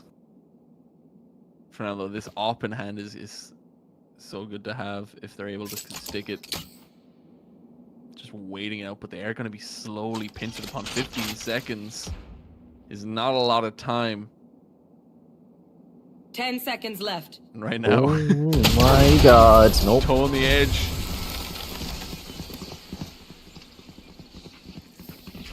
Murph doesn't let them make the decision. Here I go. I feel like it's easy enough to pick a part of your TCD though. Especially with this comp. They had the right idea in the thrifty round that they won. Play spread. Find out where TUD are pushing. As soon as one person finds it, everybody congregates. And then you take the fight. Because you're gonna have more people. I think it's simple enough here. This time, Murph has picked A. So it's the same thing for the last 3 rounds. Murph just picks a part of the map and pushes down as soon as he finds any contest. He starts to put a little bit of respect, but yeah, not at all. It's the same thing, once again. And re-aggress. Pop a smoke, play around your angles, go for the fight. You're not dead yet though, so you're absolutely fine. And they know that they've the fear of God in them as they just keep pushing. You know, they're not going to retake the fight. This is just going to be the longest, slowest trade of all time. But that's good of your Snack though, to follow them, because you actually solidify that map control then. So the stack is now in towards B. Right there. You have the Thrash online. There isn't any subtlety to this really, except for Piggy John sneaking up. Nobody's gonna meet him though. There it is, okay. Prepared is Charlie Murphy. Kinose almost caught asleep there. Great kill, but what's the play now? The TP over to A. Great flip, but it's all a fake. And the TUD have no idea. Oh, why? He's just walking forward, just doing a little lunge walk. I don't think he's expecting all 3 of them to rotate. Maybe you're expecting to, you know, pull 1 or 2. I don't think you were expecting the cavalry to come in and try to pick the pieces apart. Still huge to be able to do that.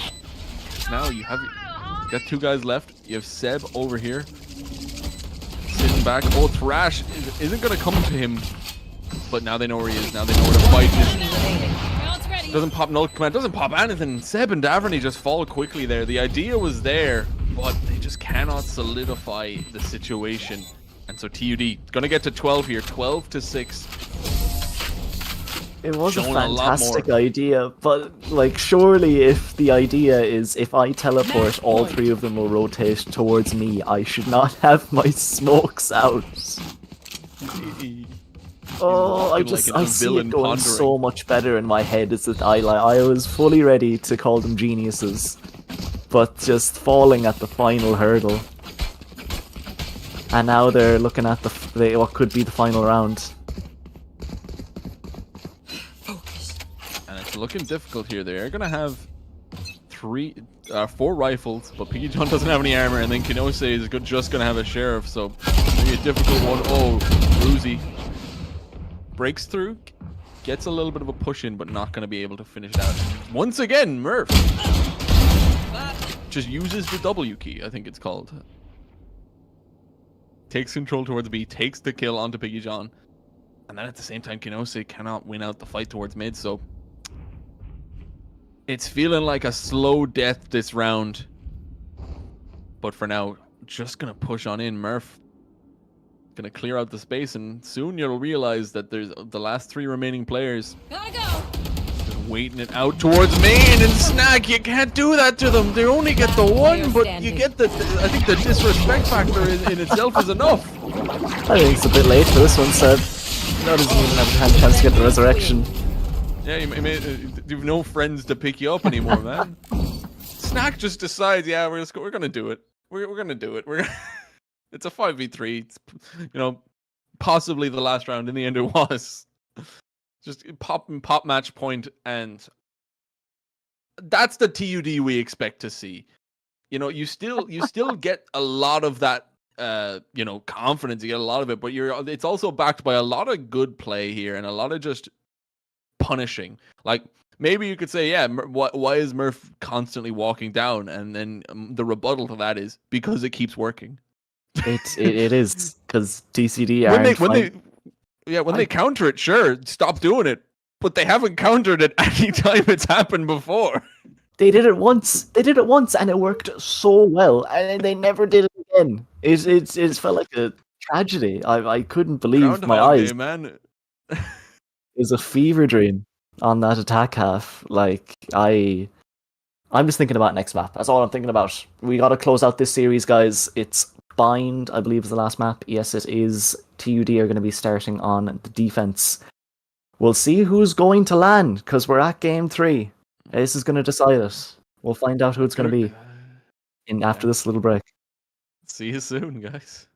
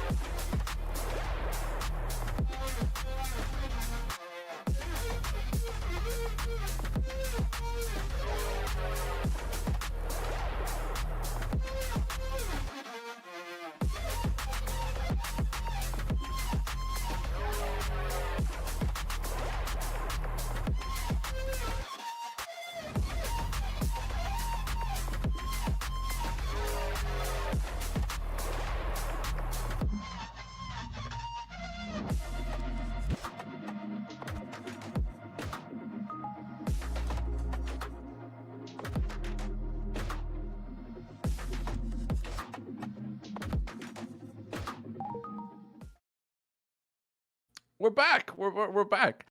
I am Kurt, joined by Schmergen, and we are on to map 3 of our semi-final of Ireland Esports Collegiate Winter Series. And I'm excited, man. We saw TCD win 13-5. We saw TUD win 13-6. We're seeing back and forth here, and now we're on to Bind. I'm just excited. You know, that last game had me. I don't know, just a lot of moments. I don't know. A lot of I'm not emotions. gonna say whether they were good or bad, but there was a lot of moments in that game. There was I think 19 rounds. All of them happened. It all happened. I say I'm very glad we don't have like a reaction cam or something, because I was definitely tearing my face off.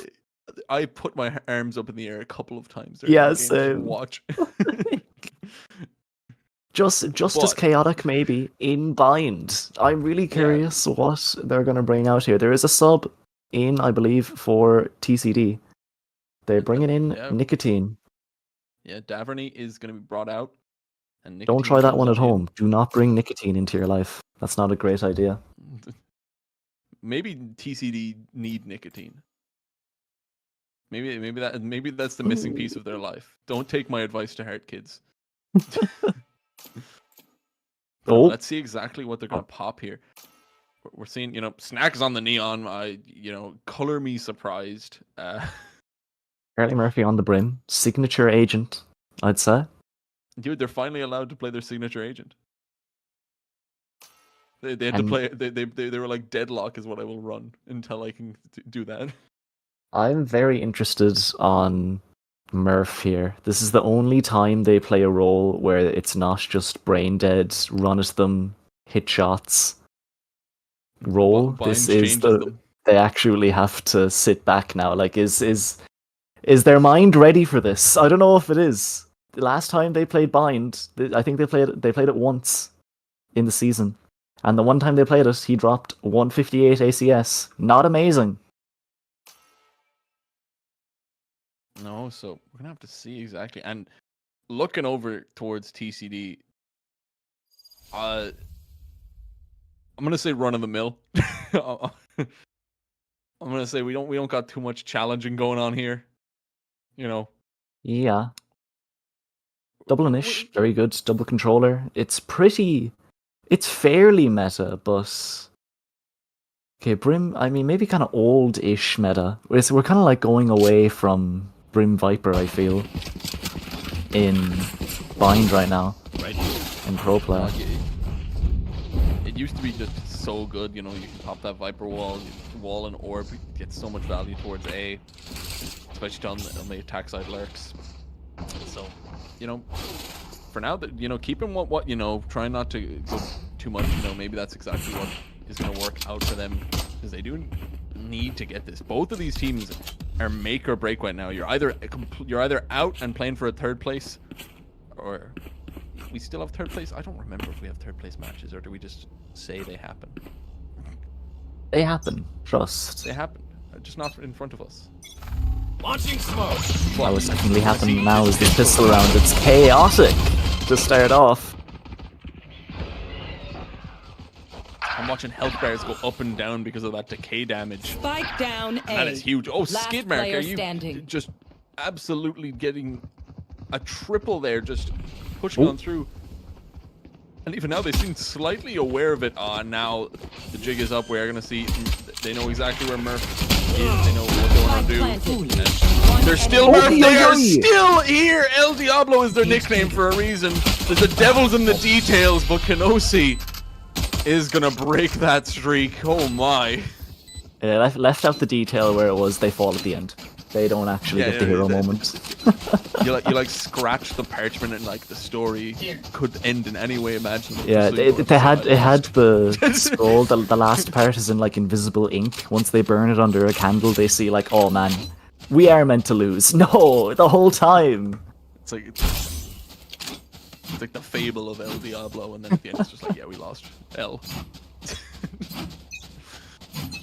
Big round. But that is two different sides. Both teams get a triple.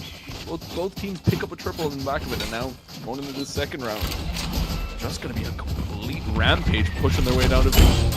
Oop. The double satchel teamwork coming in. Nice. Roomba there. Great flash as well. Charlie Murphy can't see a thing.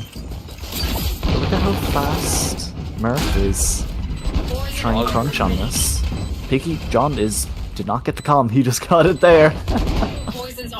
He still feels confident to go for this though. Hello? Have we calmed the guys in hookah yet? There it is. One enemy remaining. If they can get a second kill here, they're feeling pretty good. The run and gun nerf is in play, boys. There's a run and gun nerf, what do you mean? The judge, you know, man, he was leaping through the air, flying around, and he didn't hit it. I don't think Nicotine got the memo. He's still jumping. He's like a little fish out of water. Yeah, trying to make his way back to water. Water being getting a kill with the judge. Yeah. But okay, Bulldog's in. Bulldog is nice.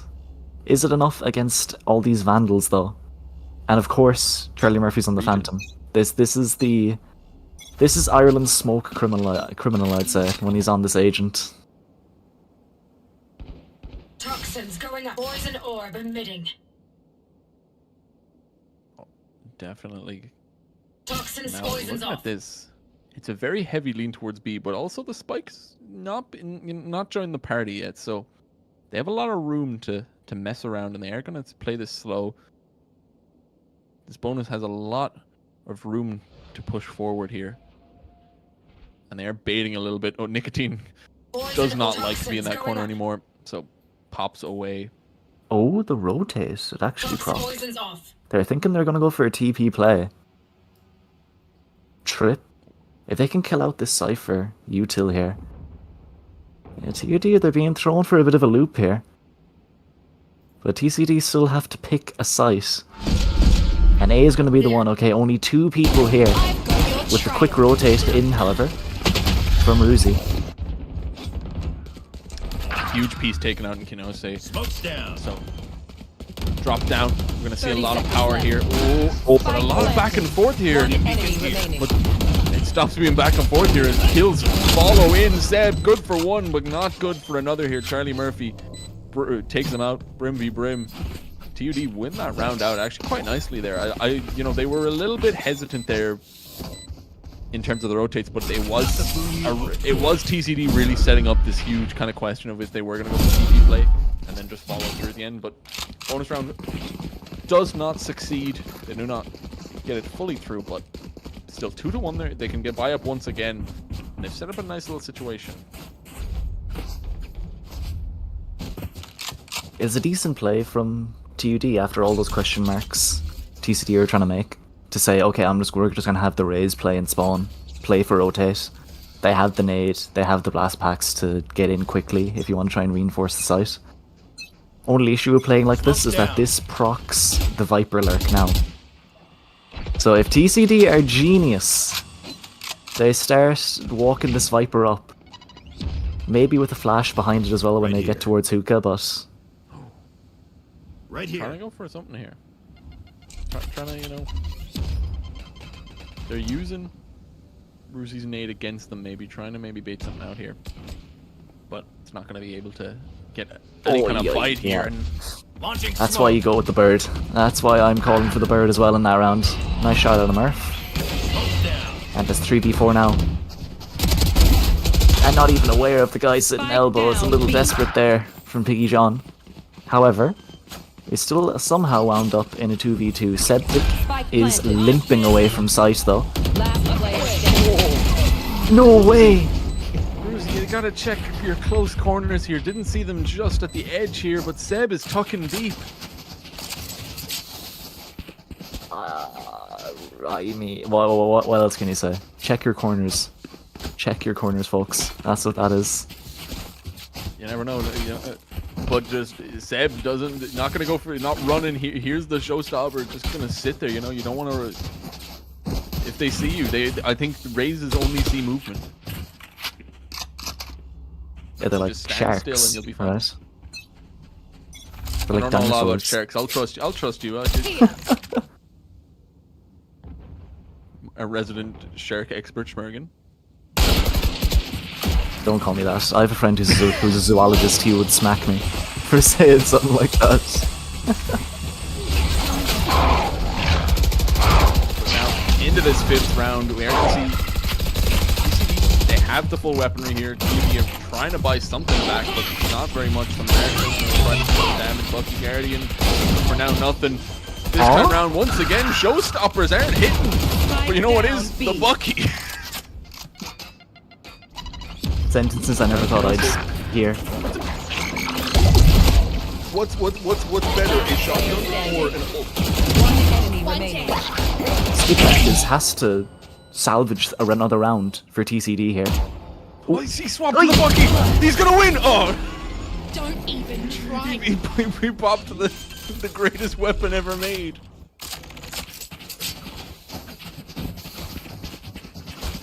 I think the tone is set. The tone is set completely. Showstoppers are whiffing, we're not checking corners, and Buckies are getting 2Ks. This is the world that we live in. That was 3, and I'd like to note. That was a 3K with the Bucky. That was a 3K? Oh my god. That was Ruzi stood in the back and got 3 kills with a Bucky. TUD do not want to be living in this reality anymore. They want to hop into the I don't want portal. you. I don't want to live in this reality anymore. What's going on? How are showstoppers getting no kills? And Buckies are getting 3 kills? The value proposition ain't there, man. My cost-benefit analysis is completely wrong. My risk management. It's throw it out the window. So what are TUD talking about? Maybe we should buy 5 Buckies, guys. I'd say what they are talking about is how they're going to stop start these... a pyramid scheme. That's who talking about how they're going to stop these site hits. They flooded in that round. Skidmark salvaged it again. Here. It is kind of heroics from the last 2 rounds from TCD. So maybe TD just want to talk about the comms for the last moments in a round, peeking off each other a bit better, closing them out just a bit more cleanly, so that TCD don't have these chances to let an individual thrive. And we'll see how that goes. It's gone great so far. Ruzi has gotten the first kill, but it's not about how it starts, it's how it ends here, and that's where TUD have been struggling. This side hit, it was looking good to start, or at least, they had a setup, they had a nightfall, they had so much run with it, and then they all died. Everything just fell apart there. We saw some heavy push-ups, them trying to take a lot of these deep fights, and they just were not able to win them out. They were not able to find the value at all here, and it completely fell onto TUD, out-aiming Ruzi, hitting some nice shots, being a really good just anchor player in terms of their ability right now. Yeah, the truck position is so strong on bind. Ruzi playing up there is of little surprise because of the value that it has, and you saw it that round. Together. And I'm liking the adjustment. I think they just want to fight. Both duelists are going to fight short here. Launching smoke. Just play really aggressive like this. Probably swinging on the Viper wall in case it went up. And now Murph is being tested in hookah. Nades should take out the trip. There it is. But then Robbery if it didn't. Goes for the swing. Punished immediately. Just the singles that they wanted. And now the showstopper finally gets a kill. But can they follow up with the second gun? It can't hit us just as hard, but Charlie Murphy's got his back. Spike down B. 3-2. Down. A little bit of damage from Seb at the end, but nothing able Launching to follow smoke. through. Skidmark here. Set up. Both of them have thread the needle. Kanose and Skidmark. They're gonna meet each They're other gonna- like, they're gonna guys, what's meet- going on? They're gonna meet in CT spawn and just be like, hey, what's up? Especially now that all of them are just camped around that spike. Yeah, TUD have got to piece it together at this stage. We do have Charlie Murphy ready for this. Charlie Murphy Stim beacon spotted down. one. Hasn't spotted 30 the other, seconds though. left. If the comms are clear here, This should be good. Kinose shows himself again. Okay, no, they're just going for the fight. Swan straight. Mark has to play some kind of hero, but burns at the stake. And TUD have gotten around off the back of their timeout. Another one off the back of their timeout, rather. But still trying for that lead. Pushing it still 4-3. Still, you know, they have to keep it going here, and back to a full buy here. TCD aren't in a position to try to fight back at the very least here. But 4 ultimates available for TUD has to be a nice little bit of confidence you can kind of throw at. It was the showstopper last time, but they have so much value here. With the overdrive, with the thrash, with the orbital strike, you can really mitigate a lot of situations, stop plants, just kill any pushes in their tracks here. So just playing around that, utilizing all this neutral as best they can. Smoke's down. Even then, just have the operator, have Gradient, just take a shot. Ruzi shooting through. Oh, and some clean Spike shots from down everyone A. is exactly what is going to be utilized. Snack good for 2. Does get taken out, but 4v2, you still have a huge advantage. And you even have Thrash to back you up here. If you want to go for it, you're contemplating it, but you don't need it.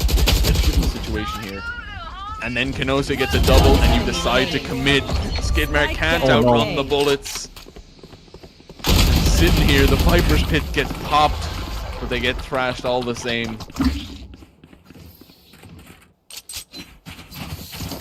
It felt really disjointed there from TCD. I feel like they didn't know if they wanted to go fast or if they wanted to go slower. They definitely should have went a bit faster, because they let the Viper gas get away a little too fast. Almost caught with their pants down as soon as the wall goes down and Ruzi gets a kill with the AWP onto Seb. They definitely weren't ready for the wall to be down. So they really gotta get the plans. Everybody needs to be on the same page a bit more if they want to keep up and take back the lead here. Otherwise, TUD, they're going to start running away with us. Especially now they have just 5 sheriffs running with here. So, trying to pop something here. They're fighting for a lot of control here. Long is completely under control of TUD, especially with Murph just walking on forward. Okay, Rusi nice on the value there with the op. Getting it forced back here. So using util set up some good situations here, but you see Murph, you see them sit back, you see them take the shots. Only good for 1 there. Gonna at least be something good. Good heal for TCD. And everyone on the team getting a piece of that. They have no map control though. I mean, Snack is jiggling short here. You've got no pressure from the Viper at all. Yeah, it's a really good molly. You know they have to all be in hookah here. 30 seconds left. Yeah, 30 seconds. You're just forced into this corner here. Oh, and the orbital strike is only going to make matters worse. They split up the team. They can't do anything here. Nicotine needs to be a hero. Good for 1. Tries to get more here. But Ruzi down B. He's going to be out here with the ult. Okay. Gets tapped out though. That is huge. That is some damage dealt. Checking their corners finally is Dubu, but that's not enough here. That round looked like they were encased in the hookah. They couldn't get anything there. They were mollied off. They were orbital struck. But in the end, they break their way out. Nicotine might get segmented from the team, but they're the one with the Vandal. They're the one that can pull the trigger, take the shots, win the fights, and then Ruzi only gets 1 with the op. So falls apart a little bit for TUD there as TCD kind of cinched that when they shouldn't. Yeah, they really shouldn't have. Maybe Ruzi just didn't give the comm in time to Charlie Murphy, because surely they would have heard the satchel out of hookah. Charlie Murphy was definitely not looking the right way. He was spamming through his orbital strike, trying to get a cheeky kill when there was a guy next to him. So TCD have taken back the lead in unlikely circumstances, but now they have to get past a judge. And last time we saw this weapon, it was a little unbelievable, but maybe not as unbelievable as getting the kill straight to the smoke. Just, you know, start spraying, swing your mouse around a little bit, and you'll probably find someone. Showstopper number 4! Finds nothing. A 1 for 4 now. Dude, they're showing my ranked games when I play Raze, seldomly. Oh, Skidmark, we gotta make a decision here. What are we doing? Wants to play side, has both their flashes here. I'm really looking at Skidmark. They're the only one playing towards site here. They have to make a play and they have all the usual to do it. Great flash. Just to play delay though. Decent discipline, but they really want to get a kill and that's what they're looking for. Now, Septic has lineups and the orbital strike here. Kinose just has to stay alive. Playing VIP here. Don't even need to invest the orbital strike. It was a great round from TCD. I was a little worried there when Skidmark was looking very uncertain about what they wanted to do on site, but they got away with the kill, and that's all they needed to do. Yeah, it was huge for them. Like, they had the 2 flashes, as you said. They popped one of them, and it doesn't let Ruzi pop out themselves. They're forced to use some satchel to stay alive and pull back there. So they couldn't even like go for some kind of heavy push play if they did get forward. So really good there. Skidmark just plays stall, plays out a little bit of that time, and gives them enough breathing room that they can, you know, just sit back, have, you know, Seb play for lineups. And it just works out very, very nicely. You know, if it ain't broke, don't fix it, I guess. They're sticking to all these players long. They can pull back through. You know, a TP play here would just completely thwart the entire situation. And that's exactly what's going to be submitted, thrown forward. As now these lesser weaponry, they no longer have a wrap around the throat. They're instead stuck outside in the cold. 5v5. Ruzi, go forward.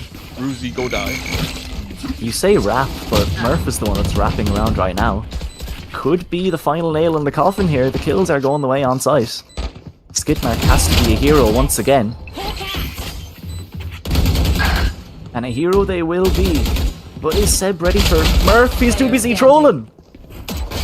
Oh no! He thinks someone's sticking it. He doesn't believe in the fact that Snack was the one to tap it. Thrifty. He doesn't trust it. I thought he was spamming the body. Shenanigans when shenanigans were not afoot. Okay, I mean that's the way TUD gets us, in a thrifty fashion. Maybe it's because they had a Bucky in the round. I know it didn't do anything, but you know, maybe it's just a lucky charm in and of itself. Bucky charm?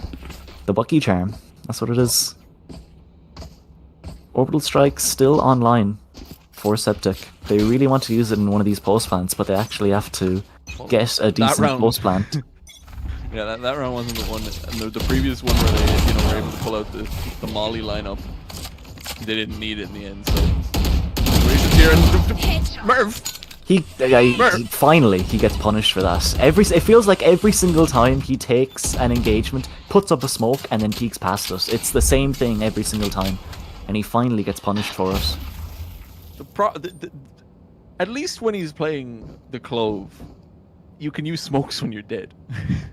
When you're playing the Cypher, all that util you spent all that money on means nothing. all those nice little trips you put down, that can that has really good value, yeah, it means nothing now that you peeked out. Great flash. Now, turning this advantage around, Charlie Murphy, good for 2, but 2 is brought back here. 3 versus 2 here. Advantage is kept. They're looking for a 7th here, and TCD one step closer to do it. And now, Seb, just stick alive. You got your orbital strike. Actually gonna pop it here, and it's really good timing there. Splits them up, Dubu and Snack. No longer sticking together here. Just kill that time a little bit. Go get him, buddy. Wings is gonna be struggling to do anything here. He's gonna have to break out and remaining. able to get 1, but 1 for 1 is good, and even better is Kanose taking another, finishing the round, gets them a 7-5 half. Switching sides. You know, they're both sides showing a little bit of fumbling, but in the end, TCD are the ones to lead the charge and set themselves a situation where they want to take it to Dogpatch Labs. They want to go to those finals. It was quite good. I know we were saying it's for the post plant, but not for the denial. No. This was to stall. And it was great as I offered them the time to get in good positions so they could play the numbers in a 3v2. Yeah. So super good decision making there from TCD. But we'll see if it keeps up on their defense half here. very different because I know on Abyss we kind of noted they were playing a little bit of that too good to use syndrome kind of running. We some rounds where you're like they need to pop, you know, ults would really solidify around here. So seeing them able to finally pop something, even if it is the last round, you know, get something going there that needs to be brought forward. And now here, we're gonna see exactly what can be done here, because this is make or break for both sides here. And it's gonna start off with TUD. They're just gonna hammer it through. Ruzy's gonna get a kill. They're gonna take full control. Site stairs. Spike planted.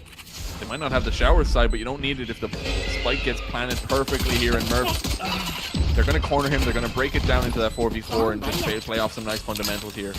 That boom bot goes a bit wide, and now there's some flanks on the TP. Hardly going to be ready for Charlie Murphy here. Yeah. Player standing. Oh, but It is all just Charlie Murphy though. The half could be good enough. I think you can still defuse that while not being hit by the molly. There should be enough time here. Skidmark just has to defend, and they've done great again. Another 3k on the pistol round. Freaking pistol, and this time there is no El Diablo on the other side to take it.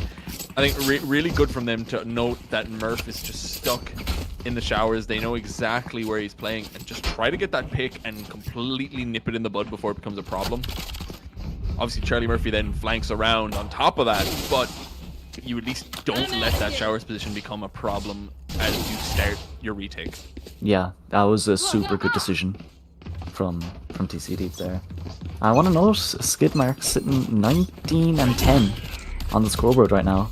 They've only played Bind one other time in the season so far, and Skidmark had a bit of a stinker on it. I'm pretty sure they ended up going 154 ACS when they played Bind last. It's going to be much higher than that if they keep up this pace. Oh, not the bookie. Okay. My heart was out to it. I believed in it too much, but no, TUD, you can't. It does not work out this time. The double satchel shotty, not going to be the hero they needed to be. Oh, but maybe the Bucky can have a life after its first owner. Oh! Oh, wait. Still have to get the plant in, though. Spike planted. One enemy remaining. But the HP is just not there. Still, no matter what you think, this round has been a lot more value than maybe it should be, and no, that almost lined up there. Kanose almost got right into the crosshair. A little bit of shooting. 9th on the board for TCD, but TUD, they made it. They made it so competitive here.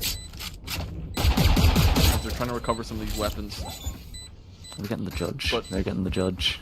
Don't even stop that shit. Dude, Judge Hookah already. Why are you forsaking our Lord and Savior, the Bucky? Has it gotten a kill every round it's made an appearance in this entire series? I feel like it has. I think there was one round, maybe, but maybe it has. I think there was one round you noted where they were like the Bucky was there, but it did not get a kill. Okay. It's not that good. Maybe. More testing needs to be done. Well, TCD are looking like the guinea pigs, because they've got 2 Buckies. Okay. And you got both of them on A as well. Just sit close, play it forward. Piggy John with one, Nicotine with another. Piggy John with the OG skin, the first battle pass. Oh, decision making. Just walks away. Bucky, not a one shot at that range. Unfortunate for our king, the Buckster. They have a second chance though. Nicotine also has a Bucky. Spike planted.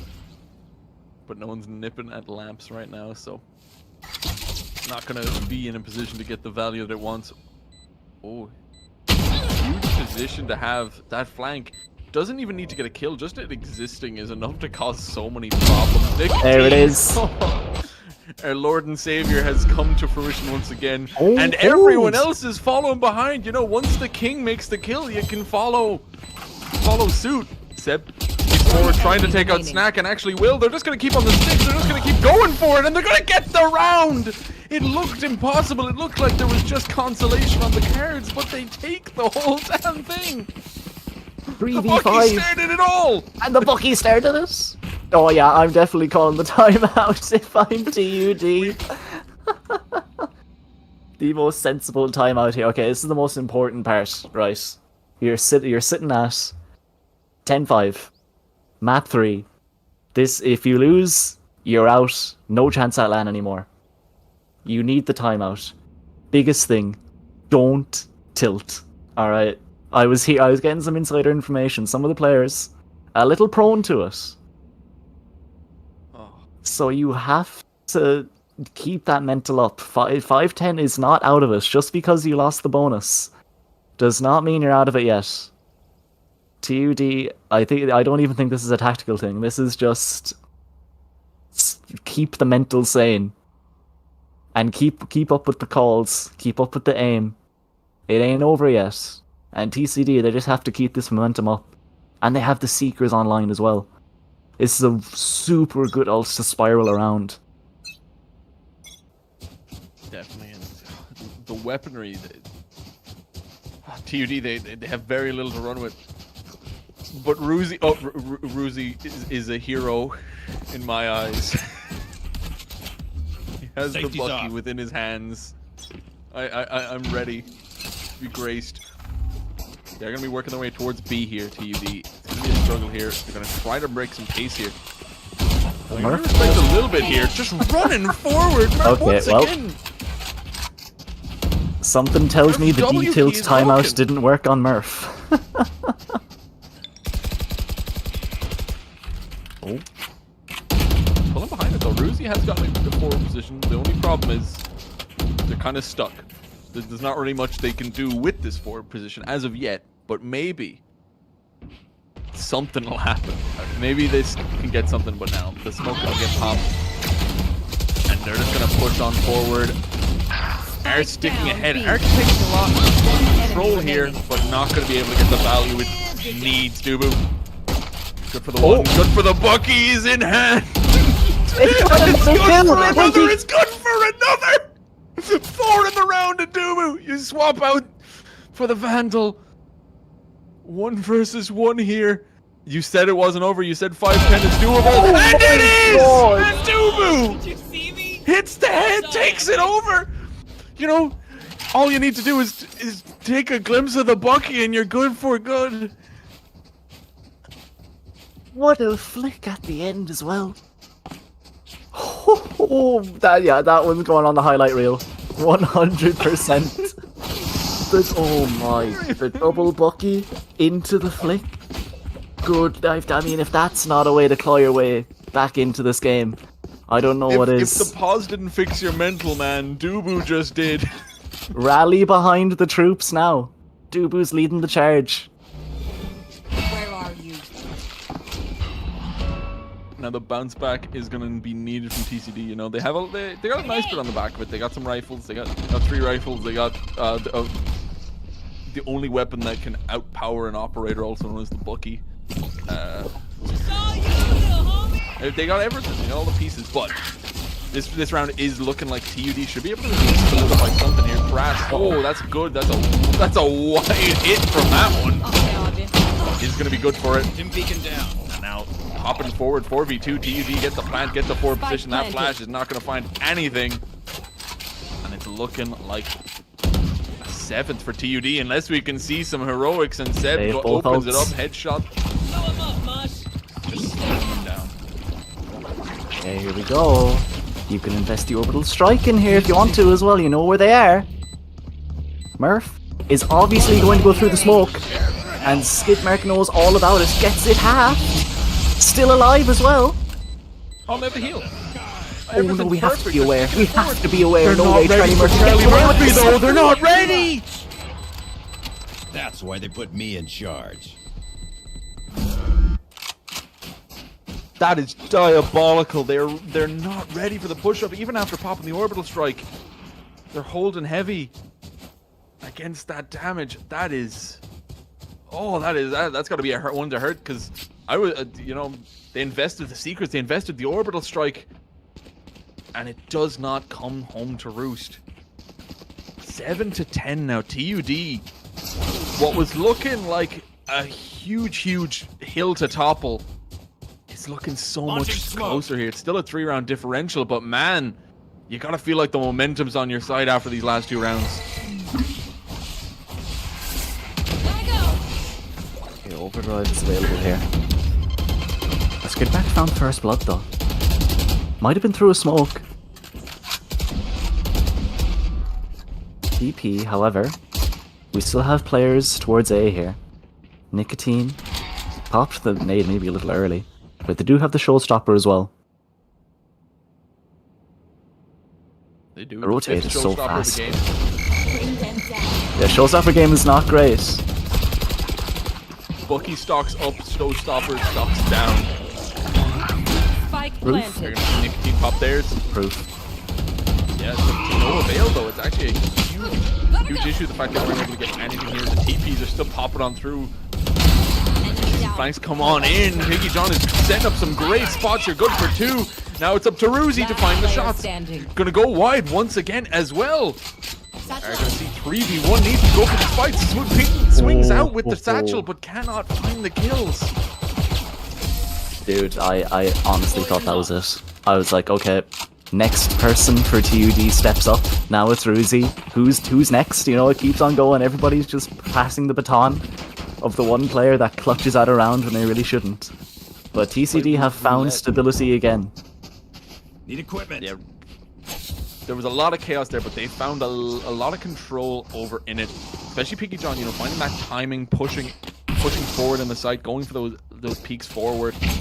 And as well as that, Kanose just created such a good diversion, popping such a late TP forward to make the Showers position compromised. Just a lot of pieces there moving so quickly, but they're able to do it in such a way that they're able to keep some kind of homogeny in terms of how it goes and get themselves to 11-7 here. It's looking so good right now from TCD, and especially now that they've dealt the damage to the economy of TUD here, forcing onto a lot of SMGs. But Snack might only be on the classic, but they got the handgun to go forward. Overdrive top, Lance is going to be taken, and that Spike is actually going to go down in this 5v5.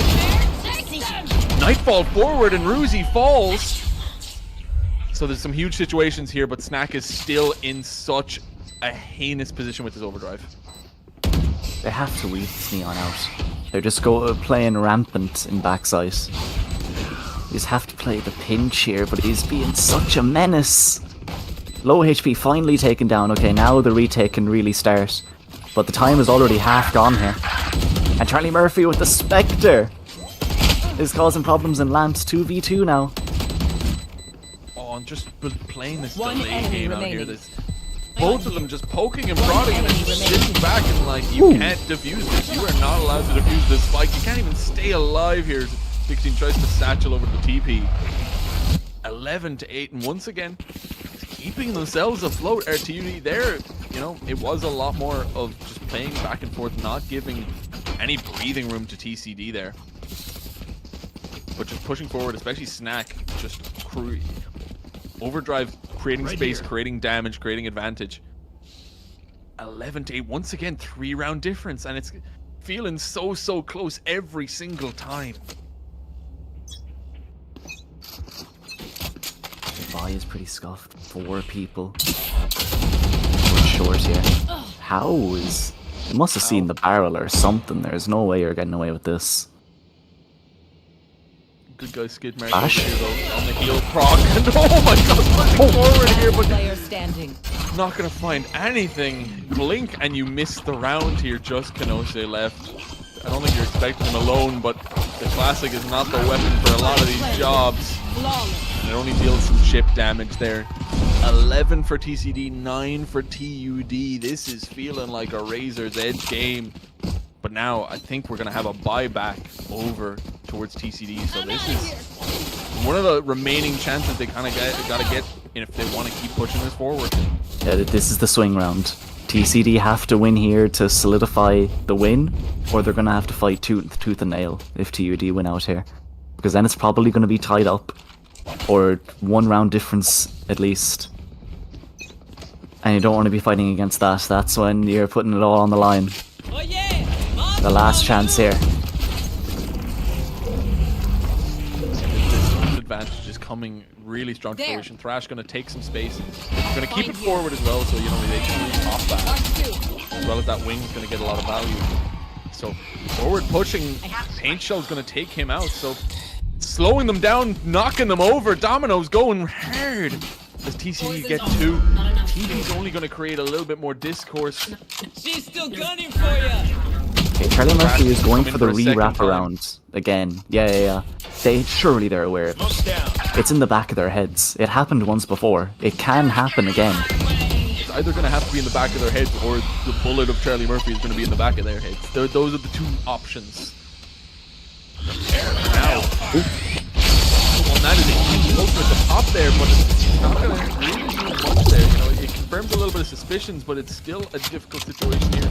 Spike not going to be fully popped as well, and Charlie Murphy gets a little bit too hasty, a little bit too antsy, not going to be able to take that kill with the Judge. 4v2 here, and the Trailblazer's still alive, the power's still there, and Dubu's only good for 1. Ruzi gets shot out with a little bit of flash, can run back to the TP, I guess, and maybe create a little bit of situation. They can get the plant down, but they got no util, they got no power here. It's just going to be a case of having to take a lot of these fights, and that's a great Seeker. If I'm TCD, I'm definitely popping the Seeker here. You can't give Ruzi a chance. They know exactly what's happening. That flash is going to pop. Ruzi is just going to paint a picture around skid mark. Not going to let them go forward. 12-9 here, and TUD are toppling slowly but surely.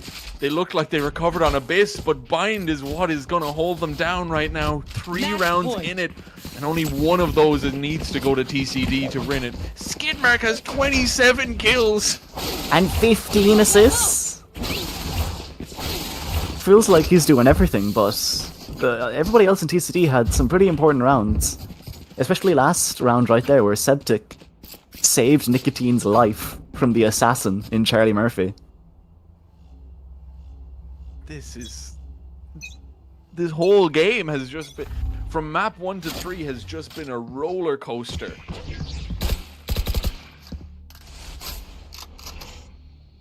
That's a great position to judge here. Yeah, Murph's gonna get punished. That's the first piece of the puzzle. Can TCD piece it together to make the win? Plant is actually gonna come down this time. No nades to deny it. Oh, 4 players are coming in from showers. That's the way they're going to pull it. Huge from this direction.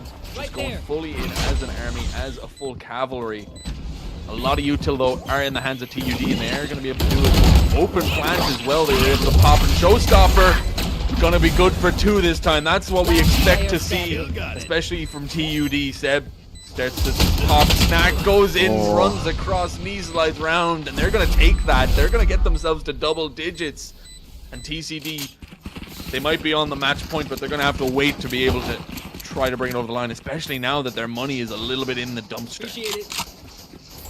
There's been plenty of thrifties this series so far, so I'm not counting it out. But yeah, they are just going to go for the half buy and buy for next. Sensible. They have the Showstopper as well, if they end up getting first blood, something along those lines. Kind of surprised that TUD managed to get that round after they take little map control, lose first blood. Just play for the post plants. I suppose it just works, right? If it works.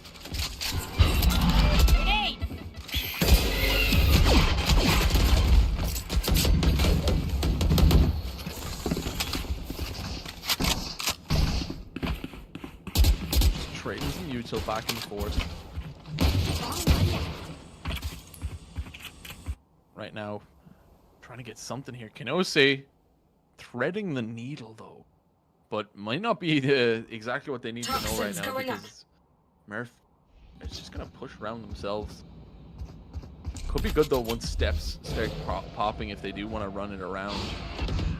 But it's still looking like A is going to be the goal with the lurk alongside it. I don't know if they can get the exact timing they want to right now. They're going to push it forward. They're actually going to pop a showstopper.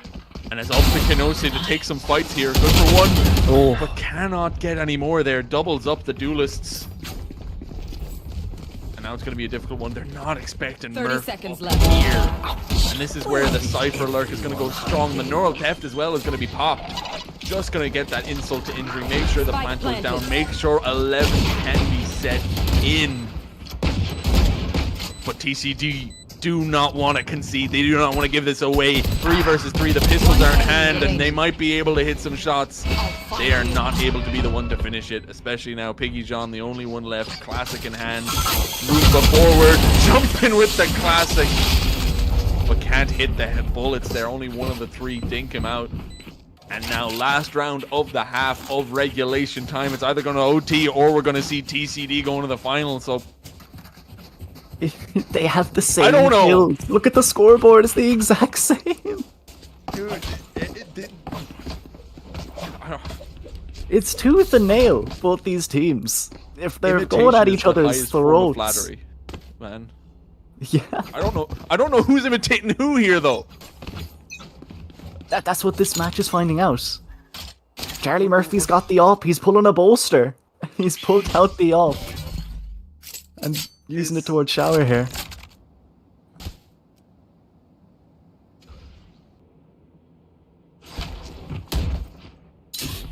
John finds one. Getting a lot. Should catch off Piggy John as well. That's the question of will they be able to capitalize or will get caught? And actually, Woozy pushes forward, takes the 2. Gets brought back, but that's 2 huge frags off the back of it. That's an orbital strike. That's a Nightfall no longer in hand. That is a huge amount of TCD players caught in the meat grinder. Kenose is the only one left to fight, and Charlie Murphy, the operator in hand, gonna take them out, take them over the line to regulation. Overtime. And now 12-12 OT is left, and we're gonna see who can edge forward just enough, because nothing can separate these teams right now. It's so fitting that it goes to OT, map 3, of course. After map 1 and 2 go the ways that they did. And now we found a map that they're pretty equal on. But who can step up? Who's gonna be the one to take the lead and then to get it over the line? Skidmark's knife is fully coated in red and gold. 27 kills. And we get to see what the TCD attack side was like before. And what Charlie Murphy now? He's put the smallest gap in his smoke just to get a cheeky angle with that op. It didn't get a kill though, and they know about it now. Jigs up. What's the response?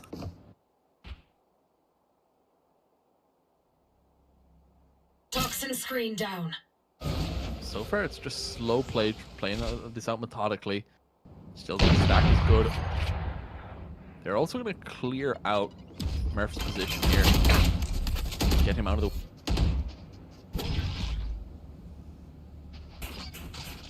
And you know that there has to be at least a little bit of a gap in terms of the util that's available if they do have that op on hand. In terms of the armory available. Discord. Where is that? Oh, they just want to walk through, maybe? Of course Murph is walking through the smokes. And he's not caught out. That's the spike. That's the spike. It's tragedy for TCD. But can anybody get there? That's the round. Oh yeah, that is the round. Only 20 seconds. You need to just pick up 1,000,000 kills. Otherwise, it's the round. And right now, there's no time on the clock. You have Charlie Murphy popping every single smoke in the arsenal. And that's a Murph walkthrough that is the changing point. This is what Abyss was, and this might be what tails the end of our BO3. No. They're going to take the round. They're going to take themselves to them. Trading off that match point, it looked like TCD. They had a handful of their own, but TUD are now the ones switching sides to set up for themselves to go back to the final. They don't want to give it up. They've been there enough times.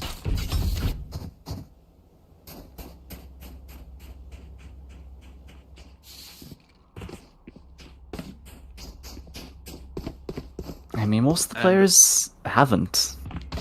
And an important thing to note, I think you know, while we're all here, the TUD boyfriends have won out versus the Leviathans. So we do have TUD in the finals. It went to a 3-mapper. I just thought it'd be important to check so we know, you know, the kind of stakes here. And it's looking like a TUD derby is at least an option on the cards here, unless TCD can do it. They've gotten the first blood. It's a good start. Buying the AWP in OT. When have you seen your Brim in OT in your ranked games picking up the AWP? The most unlikely thing I've ever seen. Bro's him, you know. I don't know what else you can say, I don't know. Bro thinks he's bolster. Like... Dude, that's actually a really good wingman. Oh, Piggy John. Push ahead of it, play around it, Piggy John. One enemy remaining. Goes hard and gets 2, gets a third night small, you know, just pop the ult, it's OT. And now, maybe this is when you think this might not be the situation. The Brim 30 seconds left. is going to be the one to do it. If he gets a 4K and wins the round, I'll concede every point to him, but I don't think this is it. The time is ticking as well. TCD realized this, surely. Yeah, there's no hope for Charlie Murphy in this round anymore. We go again in OT, and Piggy John is the one that steps up. He was at the bottom of the scoreboard there. He was, what, 12 and 24? Before that round started, now 15-24. And he steps up. The tale of TCD has been one of so many different pieces, so many different players having to be like switching up who's the hero in terms, you know, they have some amazing strats and the calls, but you know, game 1 it was Kanose, game 2 Piggy John, even though they didn't win it out, he was the one that was still leading in terms of kills. This time it's Skidmark, and and it's just the fact that each of these players have the chance to step up, have the chance to do it, and now pushing forward once again. Piggy John at least gets noted by Murph, but not going to be fully killed out. Going to just pop themselves a cage around him. And HL's going to clear at least the close side lamps. But then a little trickle of damage, nothing is really going to be traded right now. What are they doing here? Just the lurk? Yeah, what is Murph doing? Just a lurk into shower here. All the rest of the team goes towards B. That's a fantastic dog out of Piggy John knows all about where Uzi is playing. And that's what you want to see here. Now Snack, bottom of the scoreboard for their team, has to play the hero but can't do it. Dubu has to ace to clutch it again, but he can't do it this time. TCD now 1 round away from making land, going up against TU boyfriends to try and take down the TUD dynasty. Dude, if you're gonna topple TUD, you may as well hit every single part of them. You got to take out Aurora and boyfriends if you're gonna do it. They still got to beat Aurora. But man, they are not making it easy. Neither of these sides are making it easy, and we're seeing exactly what's gonna happen. We have the switch up here this time. Murph has decided to purchase the AWP. What is it with not Charlie Murphy with Aurora? Mark 1. Oh, look at this map control they're taking. This is pretty nice from TC. They don't want to overstep too much, though, but the timing might be in their favor. This is everything. Great kill onto Charlie Murphy. That's first blood. There's no need. There's no need to stick around. They're not going to do that. They killed off the one smoke player as well. So it's going to be so much harder to try to break out onto a side here. You can't block off truck. You can't block off any kind of heaven sightlines or even the shower sightlines. So now you can't even create a situation where you can just pop smokes and throw wingman down to get a plant. So it really opened up the avenues here. Don't you dare. Murph. Okay, he's Murph disciplined. could be the one. Disciplined. Yeah, and that's the problem. Murph didn't have the discipline to, you know, hold that because, you know, they might be lower on time, but you know, Bumpus Spam not going to find anything here. And now going to try to pounce their way onto A4 players going forward.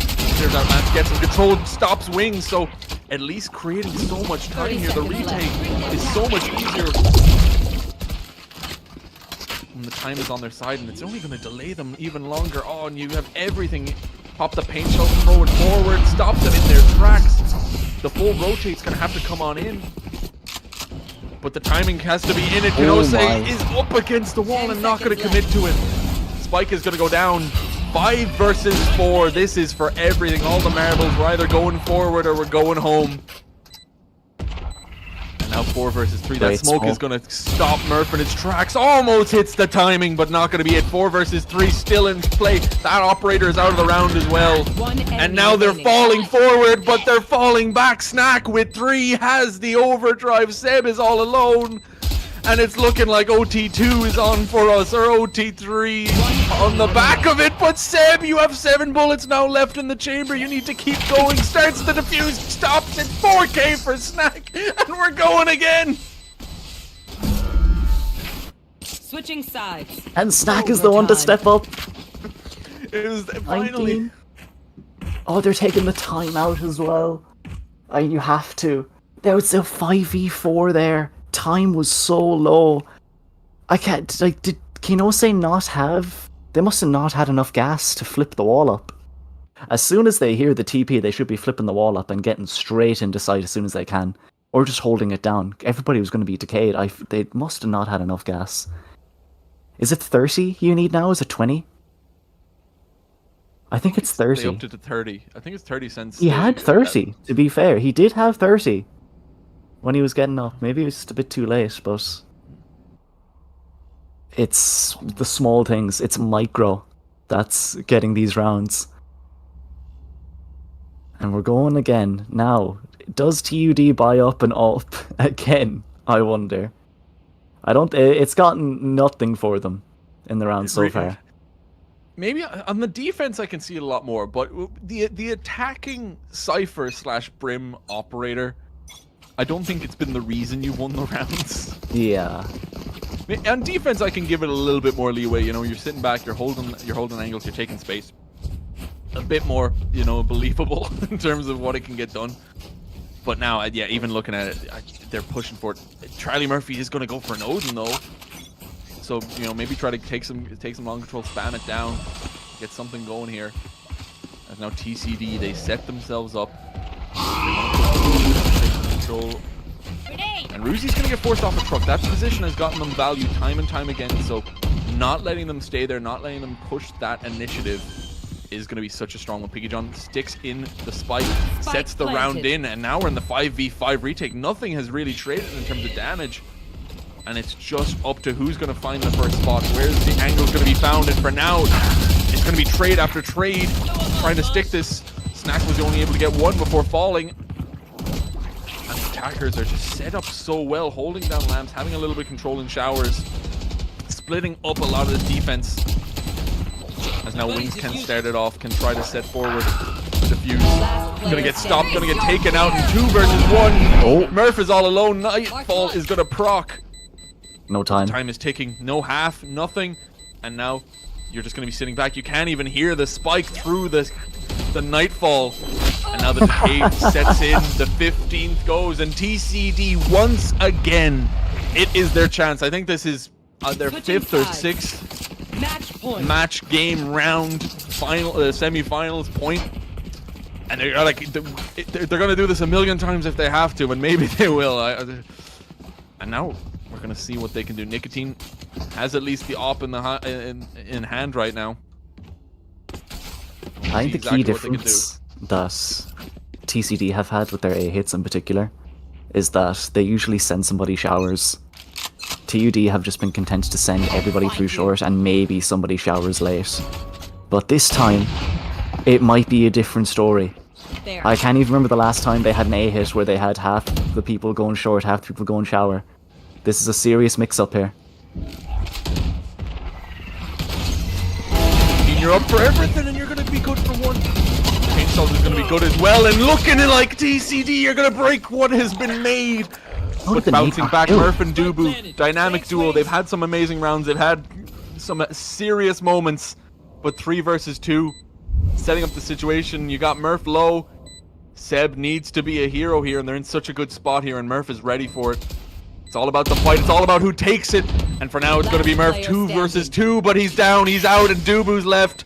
Lamps sitting all back, has Mosh in hand, can't slow them down, but needs to take the fights, needs to take the shots. 72 HP, the tap is going to go through. He deals the damage, he takes the shots, but it's KOKA that finishes it off, takes TCD over the line and gets them to 16. Hook, line, and sinker. They're going to the finals. Defenders win.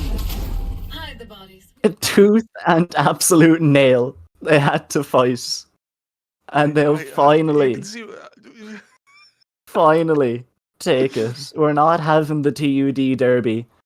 It's going to be TCD versus TUD boyfriends for the LAN, and I mean, what a fashion to do it, Curse.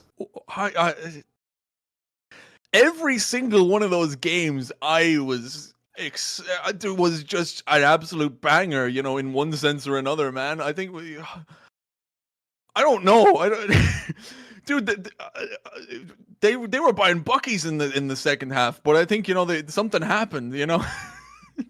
So yeah, something happened. The bucky like possessed them.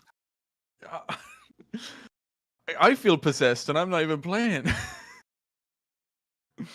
I don't even have words left. I think I used them all up in the past like 3 hours. Yeah, I'd have to agree with you. I'm feeling a little lost as well. But TCD have found a way through. I mean, just so close for some of these. I know coming into this season, Ruzi had a bit of a fire underneath him. He wanted to take it as far as he possibly could, take it all the way, prove to some of the people that he was playing with before, that he was playing against before, that he can do it, and he's made a damn good go. But we'll have to bow out now. Still a third place match to play, allegedly. Allegedly. But what's really going on is LAN on Sunday, 8th of December. It's going to be the TUD boyfriends who took the match against UCD 2-1. So it was hard fought over there as well. And it's going to be it's going to be TUD boyfriends versus Trinity College Dublin, who we just saw today in a grueling match. Yeah, congrats to TCD, and, you know, TUD, you fought absolute tooth and nail, as we said. You know, you can't say you didn't want it, for sure. And, you know, just an absolute banger of a game. But we've kept you long enough. I think we've kept, you know, everyone here long enough with that, with a banger game. Yeah. So before we go, just want to thank some of our sponsors. Thank you to KOKA Noodles, Dogpatch Labs, GG Machines, Stack, Reraw, Play Aid, and we are powered by Native. So thank you to all of our sponsors. And if you're at the event, you know, over the weekend, whether it's a Saturday or the Sunday or both, you might see some of our sponsors. You might have the chance to, you know, take some KOKA Noodles, take some Reraw, take you know, get a little bit of whatever you can, because I will be doing that. I shall be doing that. So, you know, to everyone here, thank you to Schmergen for casting with me. Thank you for Ora Blanco for popping in, for producing here while Celtic travels across the world. Thank you to Kiza for observing. But that is going to be it from us for tonight. Everyone, you know, get some sleep after whatever the hell that was, and we will see everyone on Sunday in person for a banger of a final. See you then.